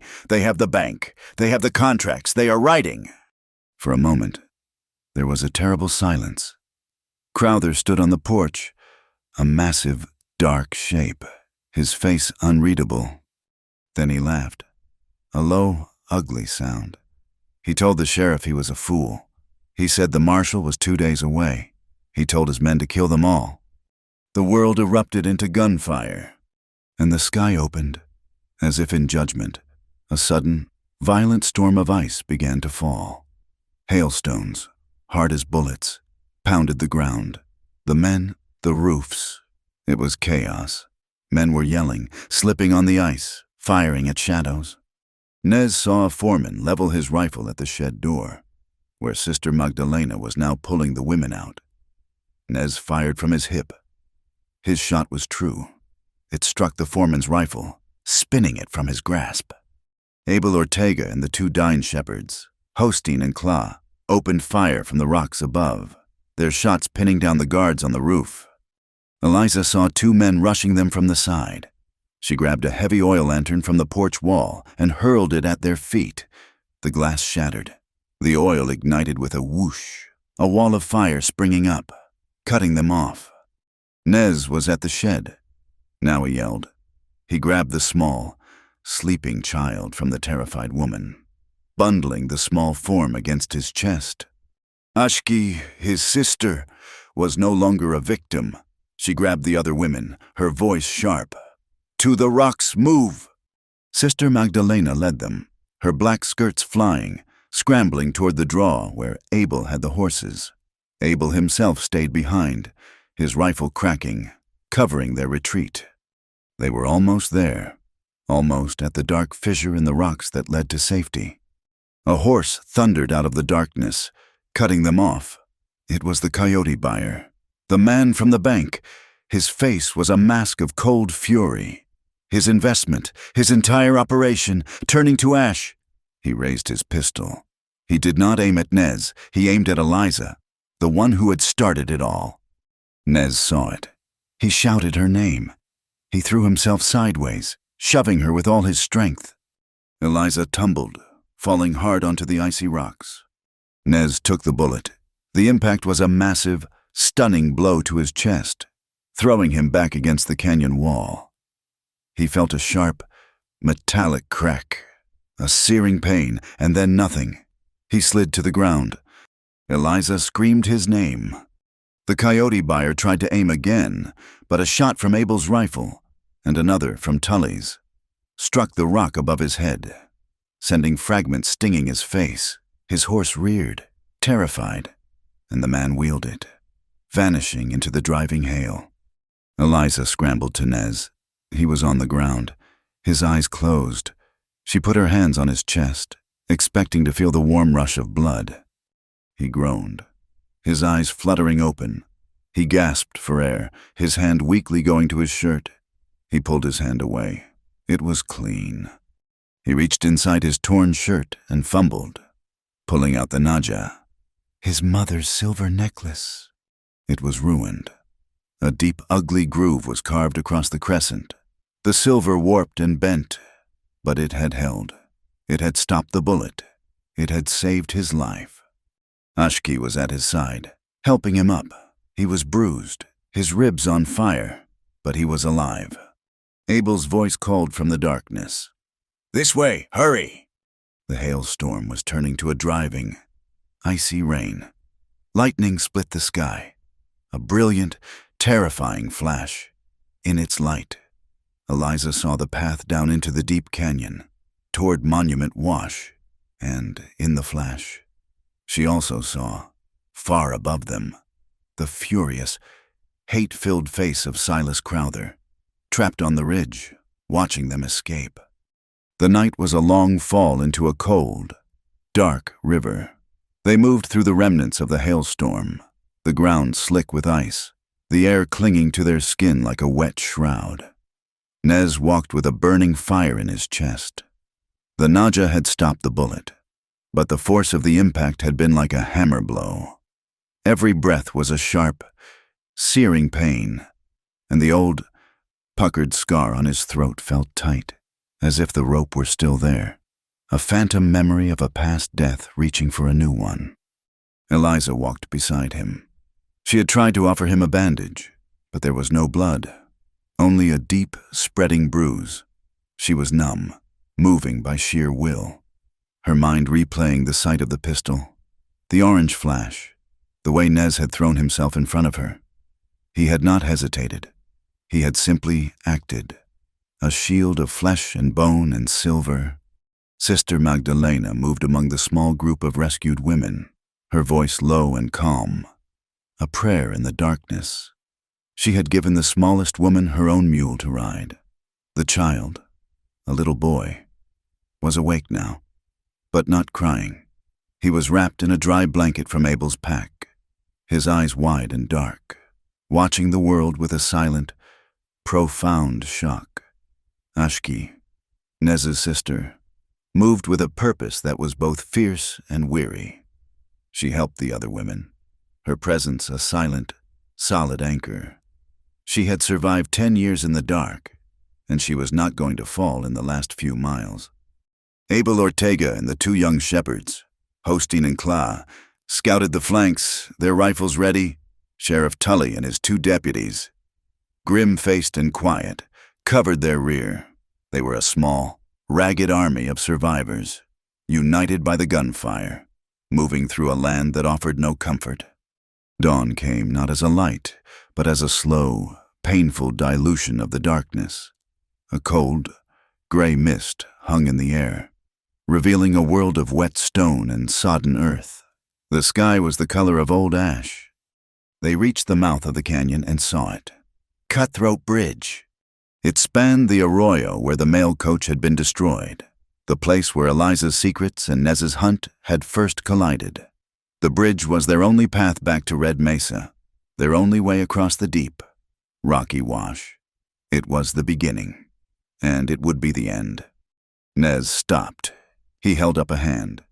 The group halted behind him. The air was too still. He listened, his head tilted. He heard it, the chink of a bridle, the sound of a shod hoof on rock. It was not behind them.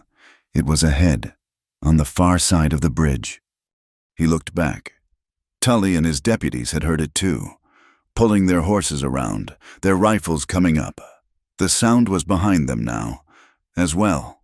A low, steady drumming of many riders. Silas Crowther's voice, huge and full of rage, boomed from the mist ahead. He had them. Crowther and a dozen of his men rode into view, blocking the far side of the bridge. They were a solid wall of men and horses.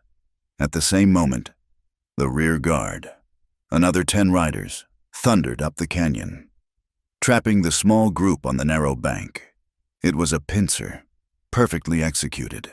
They were caught, with a 30-foot drop of the arroyo on one side and no cover. Crowther dismounted. He walked to the edge of the bridge, a heavy shotgun resting in the crook of his arm. His face, visible in the gray light, was a mask of cold. Satisfied fury. He had lost the battle, but he would win this war. He looked at Sheriff Tully. He called him a traitor. He said he had offered him water, a future. He said he had chosen poorly. Sheriff Tully raised his hand slowly, a gesture of surrender, but his eyes were not on Crowther. They were on the ridge above Crowther's men. He lifted a small, silver whistle to his lips. The sound was shockingly high and clear, a single, piercing note that cut through the heavy air. For a moment, nothing happened. Crowther laughed. He thought it was a desperate, foolish signal. Then, from the high rocks behind Crowther, a new line of riders appeared. They were not ranch hands. They were dark, lean men, their movements economical and precise. They wore the coats of federal marshals. They had ridden all night, spurred on by the frantic, desperate telegraph message. A man at their lead, his face like carved granite, raised his rifle. He shouted, his voice a hammer. Silas Crowther, by the authority of the United States Marshal Service. You and your men are under arrest for kidnapping and conspiracy. The trap had reversed. Crowther's men, caught between the marshals and Tully's small group, hesitated, their hands frozen on their weapons. But Crowther was a cornered animal, and that was when he was most dangerous. He was standing not 10 feet from Eliza, who had been near the front, before anyone could react. He lunged. He grabbed her, yanking her back against his massive chest. He pressed the twin muzzles of the shotgun to her head. The world stopped. Crowther yelled for everyone to back off. He shouted at the marshals, at Tully, at everyone. He said he wanted clear passage. He said to let him ride, or the woman would be the first to die. Eliza was rigid, her eyes wide with terror. She could feel the cold metal against her skin. Nez stepped forward. He lowered his rifle to the ground, kicking it away. His hands were raised, open. He was in agony, his chest a solid wall of pain, but his voice was clear. He called to Crowther. He told him to let her go. She was not the one he wanted. He told him to take him instead. He was the one who had tracked him. He was the one who had found the proof. He was the one who carried the ledger. He tapped the heavy leather satchel still slung over his shoulder. Crowther looked at him, at the dying man who had unraveled his entire empire. He saw the pain Nez was in, saw the way he favored his chest. He laughed, a deep, ugly, arrogant sound. He said Nez was worth nothing. He was just a dead man walking. The woman, he said, was his shield. But the world was moving again.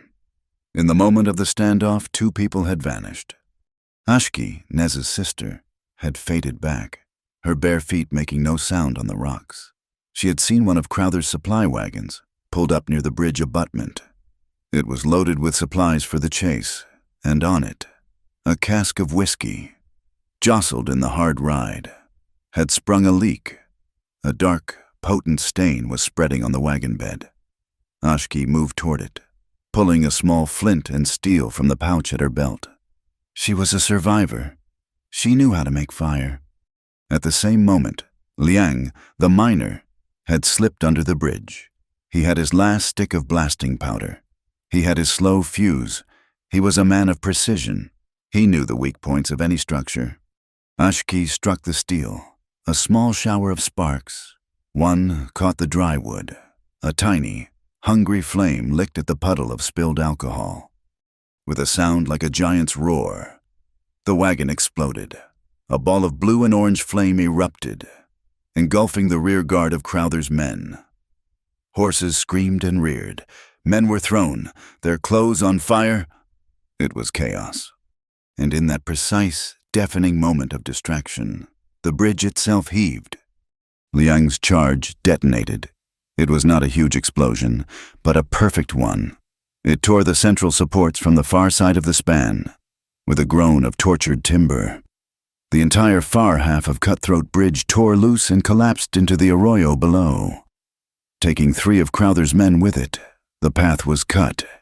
Crowther was trapped on the near side with only 2 of his foremen, the marshals on the ridge, and his enemies in front of him. The blast threw everyone to the ground. Dust and splinters filled the air. Crowther was stunned, his ears ringing, his balance lost. His grip on Eliza loosened for a single heartbeat. It was all Nez needed. He did not lunge to kill. He lunged to save. He threw himself forward, ignoring the fire in his ribs. He grabbed Crowther's right arm, the one holding the shotgun. He twisted, using the man's own weight against him, turning the muzzles of the gun toward the sky. Sheriff Tully, his hesitation gone, his duty clear, fired his revolver. The shot was true. It hit Crowther in the shoulder. The rancher screamed, a sound of pure pain, and the shotgun discharged harmlessly into the gray mist. Crowther crumpled to his knees, his face white, his fight finally over. As he fell, the coyote buyer, the agent from the bank, who had been standing beside him, made a break for the rocks. He did not get 2 steps. The lead marshal and 2 of his deputies were on him, tackling him to the ground, pinning his arms. A deputy snapped handcuffs onto his wrists. He told the agent he was under arrest for human trafficking and conspiracy. The fight was over. It had lasted less than a minute. Eliza stumbled back, her hand at her throat, gasping for air. She was free. She was alive. She turned and saw Nez. The adrenaline had fled. The pain, which he had held back, returned in a devastating black wave. He sank to his knees, his body finally surrendering to the trauma. Eliza rushed to him, kneeling in the mud, holding him, supporting his weight. She was terrified he had been shot again. He gasped, his head hanging. He fumbled inside his torn shirt, his fingers closing around the ruined piece of silver. He pulled it out. The naja was bent almost in half. The turquoise stone shattered, a deep, ugly lead scar carved into its face. He looked at it, then at her. He said it had paid its debt. The marshals were securing the prisoners. Crowther was being bandaged by one of Tully's men, his face a mask of silent, simmering hatred. The coyote buyer, his fine suit covered in mud, was being searched. The women, protected by Sister Magdalena, were safe, huddled by the rock wall. Abel Ortega picked up Nez's rifle. Liang emerged from under the bridge, his face calm, as if he had just finished a day's work. Ashki walked across the remaining, stable half of the bridge. Her face was still, But her eyes, the eyes that had been so hard and cold, were now full. She walked past the prisoners, past the marshals, and stopped in front of her brother. Nez looked up. He saw his sister, not the ghost of his memory, not the hardened victim in the prison shed. He saw Ashki. She knelt in front of him. She did not speak. She simply put her arms around him. Nez let go. He wrapped his own arms around her, burying his face in her shoulder, his hand still clutching the broken silver. The 10 years, the long hunt, the pain, the rage. It all dissolved in that one silent embrace. It was a hug that was 10 years long. He was home. The gray morning mist that had shrouded the final confrontation at Cutthroat Bridge lingered over Red Mesa. A soft, quiet blanket over a town waking to a new reality. The joy was not loud. There were no shouts in the street, no celebratory gunfire. It was a measured, stunned relief, a collective loosening of a knot that had been tightening for years. The news had spread by dawn, carried by Tully's deputies and the returning members of the small rescue party. Crowther was in irons. The men from Nevada were captured. The bank agent from Santa Fe, the man they called the coyote buyer, was exposed. The shadow was broken. The federal marshals were efficient. They took the prisoners, including the pale and trembling Thomas Gray, and departed for Santa Fe before noon. The ledger and Eliza's translated telegraph messages went with them, now evidence in a federal case that promised to unravel a network of corruption stretching all the way from the territory capital to Kansas City. That evening, 2 gatherings were held. In the small adobe church, Sister Magdalena lit every candle she possessed. In a sheltered draw near the town's edge, the Dine families of Hosteen and Claw built a fire. The purpose of both was the same: gratitude. But then something new happened. Abel Ortega, his face weary but his eyes bright, walked from the church carrying a large pot of beans and smoked bacon. He walked to the Dine fire. He was followed by Sister Magdalena and Eliza, who carried loaves of fresh bread from the cafe. They offered the food. The Dine elders looked at them, a long, considering silence, and then they made space. Later, Hosteen and his father brought roasted mutton to the church, where the rescued women, the miners, and the townspeople were gathered.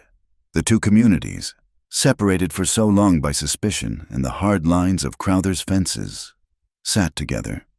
They shared a meal in the flickering light of candles and campfires, a quiet Thanksgiving. Ashki sat beside her brother, Nez, watching the faces.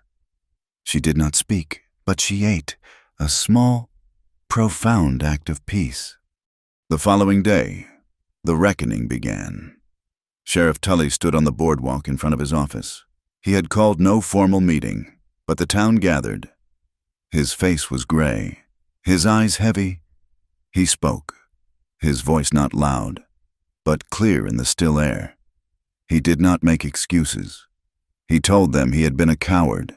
He admitted he had been tempted by Crowther's offer of free water, that he had tried to weigh the town's prosperity against the lives of a few. He said he had been wrong, and that his mistake had nearly cost them everything. He offered his badge to the town. Abel Ortega was the first to speak.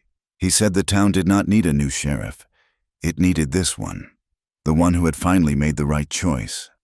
A murmur of agreement went through the crowd. Tully kept his badge, but the weight of it, and his duty, had been reseated. His first act was to tear up the deeds Crowther had held.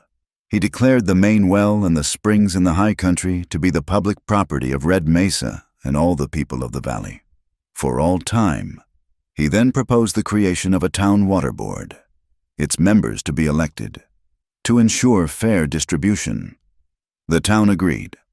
Abel Ortega was the first elected. He, in turn, nominated one of the Dine elders, a man of quiet wisdom. The motion passed. The monopoly was broken, not by law alone, but by a shared, public will. The work of healing was slow. Sister Magdalena's small sanctuary was now a true shelter. The 5 rescued women, along with 2 others who had fled Crowther's ranches in the chaos, were given a safe place to sleep, but they needed more than safety. They needed a future. Eliza Mayhew, her own past now settled, found her purpose. She went to the shelter, not with pity, but with bolts of cloth from Abel's store and her own sewing kit. She sat with the women, and she began to teach them. She showed them how to measure, to cut, to work the needle. They started with simple things, mending their own torn clothes. But soon they were making shirts for the miners, quilts for the coming winter. The cafe owner, seeing what she was doing, donated flour and supplies. Eliza and Sister Magdalena began to teach them how to bake bread in the convent's small adobe oven. Ashki joined them. She was still silent, her trauma a wall around her. But she brought wool. She sat on the floor, her hands sure and steady, showing the other women how to card and spin, how to turn the raw fleece into strong yarn. It was a quiet industry, a place where stitches and bread and wool were woven into new lives. Some, when they were strong enough, took the stagecoach east, their passage paid by a new town fund. Others, seeing a future here, chose to stay. The town was changing in other ways. Abel Ortega placed a large glass jar on his counter. He had painted a small sign on it, Red Mesa School Fund. He told his customers that the town's children needed to read, not just the children in the houses, but the children in the hogans. 2. The first coins in the jar came from the miners, the second from the dine shepherds. Liang, the miner, had been summoned by the mine superintendent. He had expected punishment for the explosions. Instead, he was offered a promotion.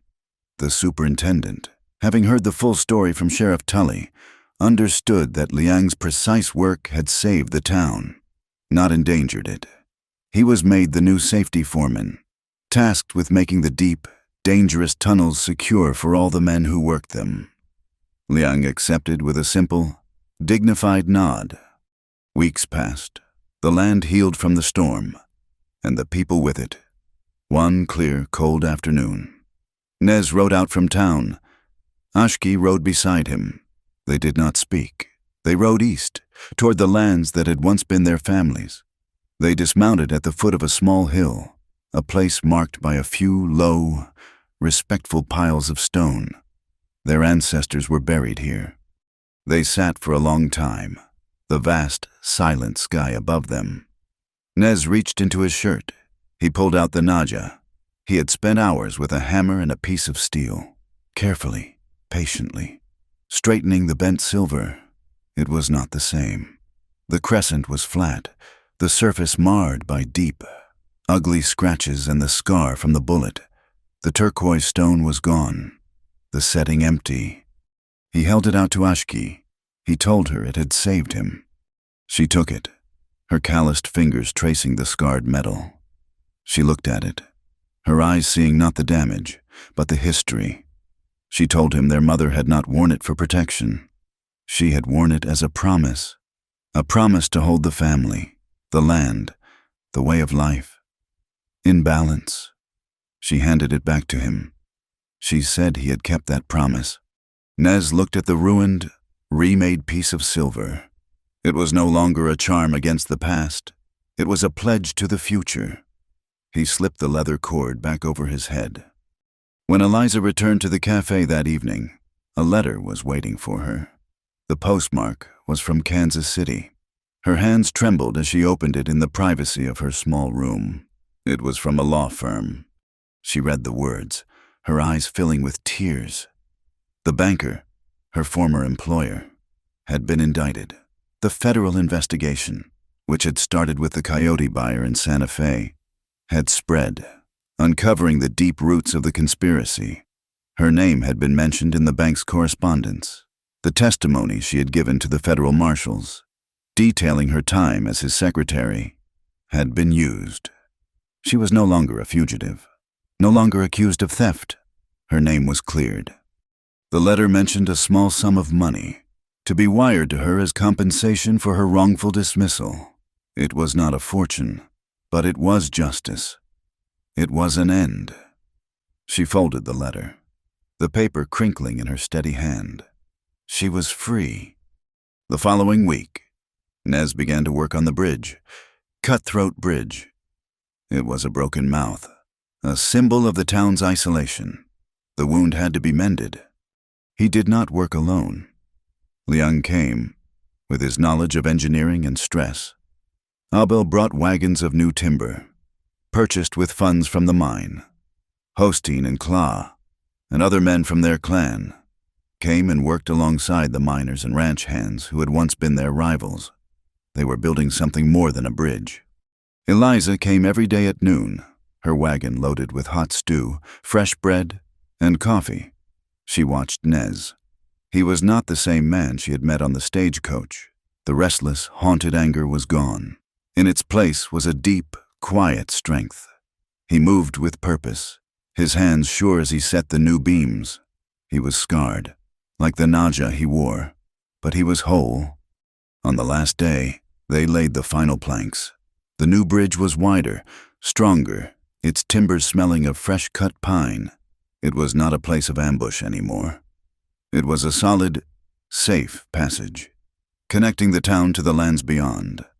It was a promise, built of new wood, spanning the divide, strong enough for all of them to cross. Spring came to Red Mesa not in a rush of green, but in a slow, patient softening of the air. The wind, which had been a constant, abrasive force, gentled the sky, which had been a hard, metallic blue, deepened, and for the first time in memory, the smell of damp earth and budding sage was not undercut by the bitter tang of fear. The town was mending. The Sagebrush Cafe was the heart of this new life. It was no longer just a dim, smoky room smelling of stale coffee and fried meat. With the money from her compensation and a loan from the new town fund, Eliza Mayhew had built an addition, a new wing, made of fresh pine and bright. Wide windows stretched from the side of the old building. From one end of this new room came the constant, warm, intoxicating smell of baking bread. This was the bakery, run by two of the women Sister Magdalena had sheltered. They had discovered a gift for it, and their loaves, round and dark and crusty, were now bought by miners and ranchers alike. The other end of the room was a workshop. It was filled with the steady, rhythmic click of a new sewing machine, a gift from Abel Ortega. Here, the other women, the ones who had chosen to stay, turned out sturdy denim trousers, warm flannel shirts, and colorful, intricate quilts. It was a place of quiet, dignified industry. A new sign hung above the expanded porch, replacing the old, faded board. It was a masterpiece of wood and metal. Ashki Yazi, in the long, quiet months of her healing, had found her voice again. Not in words, but in her hands. She had carved the sign from a thick plank of juniper, and then, using tools and silver bought with her first earnings, she had meticulously hammered thin sheets of silver to inlay the letters. The silver caught the high desert light, shining. It read, "Simply Sagebrush Bakery and Mercantile." It was an evening in late April when the sign was finally hung. Nez and Abel lifted it, settling the heavy board into its iron brackets. Eliza stood on the boardwalk below, her hands clasped. Ashki stood apart, near the corner, her arms crossed. As the sign settled, she nodded once, a brief, sharp motion of profound, settled pride. The work was good. That night, Eliza finished her accounts. The ledger she kept now was her own. It was filled not with coded payments for lost souls, but with columns of figures for flour, yeast, thread, and wages paid. She closed the book, the day's work done. The cafe was quiet, the new rooms dark. She banked the fire in the kitchen stove, untied her apron, and hung it on its peg. She was tired, a deep, satisfying ache in her bones. She stepped out into the porch. The air was cool, carrying the scent of the distant pines and the sweet, clean smell of dust after a light, brief shower. The red earth had released its perfume. He was there. He was always there. Neztsil Knees was leaning against the porch rail, his gaze on the far, dark line of the mesas. He was not a hunter waiting in the shadows anymore. He was a man waiting for his life to begin. He turned as she came out. The lantern light from the window caught the silver of his scarred naja. He touched the brim of his hat. His voice was low, the same quiet rumble she had heard on the dark stagecoach, at the chaotic town ball, but this time, the edges were soft. "Can I walk you home, miss?" Eliza smiled. The question was no longer a question. It was a promise. She said, her own voice quiet. "I believe you can, Mr. Silnees." They walked down the center of the street. The town was asleep, but it was a peaceful sleep. The lights in the windows of the houses seemed warmer. The silence was not empty. It was full. They did not talk of the past. The past was a story told, a debt paid. They spoke as they always did. Of the future. They spoke of things to be built. Nez spoke of the new bridge, solid and strong. He said the freight wagons were using it, and travelers, families in prairie schooners, were stopping in Red Mesa now that the water was clean and free. He said they needed a place, a proper guest house. Not just the saloon rooms. A small hotel, he said, with clean beds and solid walls. Eliza nodded. She looked up at the band of stars. So bright they looked like spilled diamonds. A guest house would be good, she agreed. And a bathhouse. With hot water pumped from a new boiler. The miners deserve it. The travelers, too. She had been thinking, she said, about the town fund. There was still money in it. We need a public water station, right by the new well. A stone trough, deep and clean, for any traveler, any horse, any flock. No charge, no fences. Nez stopped walking. He looked at her, at the earnest, serious set of her face, and he saw the next 50 years. He saw the building of a life, the building of a town, one brick, one beam, one decent thought at a time. They were the same. They were both menders. They had reached the small cottage behind the church that Sister Magdalena had helped her rent. But they did not go to the door. They stood by the gate, under the vast, silent, open sky. He turned to her. In the starlight, she could see the healed scar on his throat, the scarred silver on his chest. He reached up, his hand calloused and warm, and touched her face, his thumb gently tracing the line of her jaw. She reached up, her own hand covering his. She rested her fingers on the naja. It was no longer a shield. It was just a part of him. He did not kiss her. He leaned in slowly, respectfully, and rested his forehead against hers. It was a contact more intimate than any kiss. They stood like that for a long time, breathing the same cool, sage-scented air, their eyes closed. Two solitudes, two survivors, finally touching. His voice was a bare whisper, a vibration she felt more than heard. "Eliza, stay. Build this with me." She let out a breath she felt she had been holding since Kansas City. Her own whisper was just as quiet and just as sure. "I am already home." The desert night held them. Two small, unmoving figures, their shared promise a silent, powerful thing under the immense, unblinking gaze of the stars. The world faded away, leaving only the dark, the scent of rain on the earth, and the simple, solid contact of their joined spirits. The next morning, the new life was in motion. In the workshop, Eliza and Ashki had a new class. 6 children, 3 from the town and 3 from the Dine Lands, sat around the big work table. Eliza stood before a large slate, a piece of chalk in her hand. She drew a large, clear letter. "This," she said, her voice bright, "is an A." The children copied it onto their own small slates. At the other end of the room, Ashki was showing 2 of the older girls how to measure and cut a piece of calico. She was not silent anymore. Her voice was low and patient, her instructions precise. They were teaching them to read, to write, to measure, to sew. They were giving them the tools of independence. Outside, just beyond the last house, Nez had his own class. He walked with a small group of boys, town and dine alike. He crouched, his finger pointing not at a slate, but at the earth itself. He told them to see. He pointed to a small, delicate track. This is a fox. He was not in a hurry. His tracks are straight, one foot in front of the other. He was hunting. He pointed to another, a muddled scrape. This is a man, walking west. He is limping. His right boot drags. He was teaching them to read the land, to respect the stories it told. He was teaching them to see.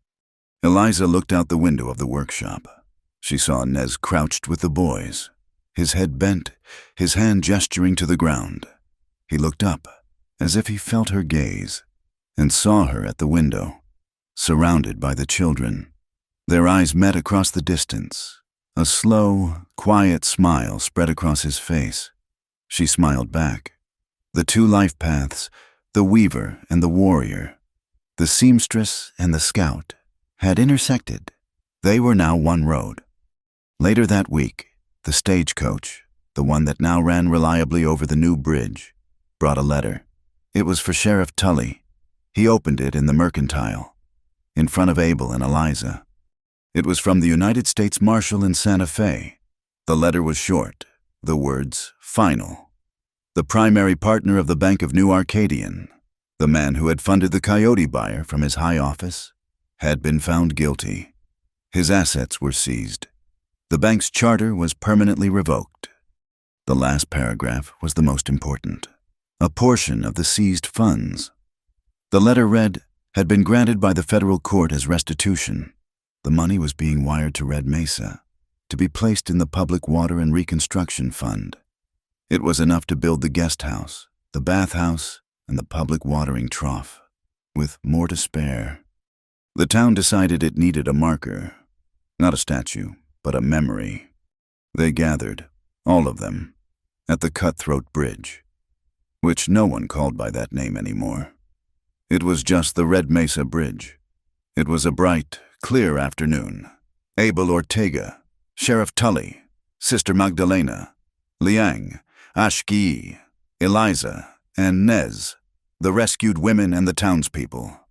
Liang had affixed a small bronze plaque to the largest of the new support beams. Abel Ortega pulled a canvas cloth from it. The words were simple, carved deep, to last longer than any of them. Water free, women free, roads open.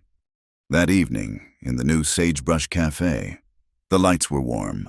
The room was full. Miners and shepherds sat at the same table, sharing a loaf of fresh bread. In the corner, Ashki was showing a traveler a silver bracelet she had made. Just inside the door, on a thick wooden peg, hung the Naja. Nez had put it there that morning. It was not his to wear anymore. He had told Eliza, it did not belong to one man. It belonged to the house.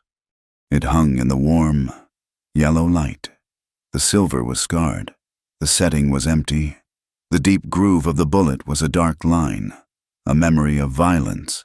But it was not a charm against fear. It was not a shield. It was a foundation.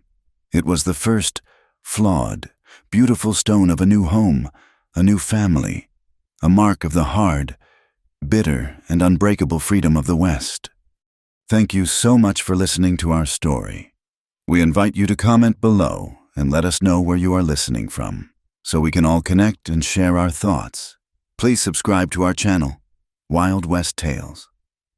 Like the video, and support us further by pressing the hype button so this story can be heard by more people.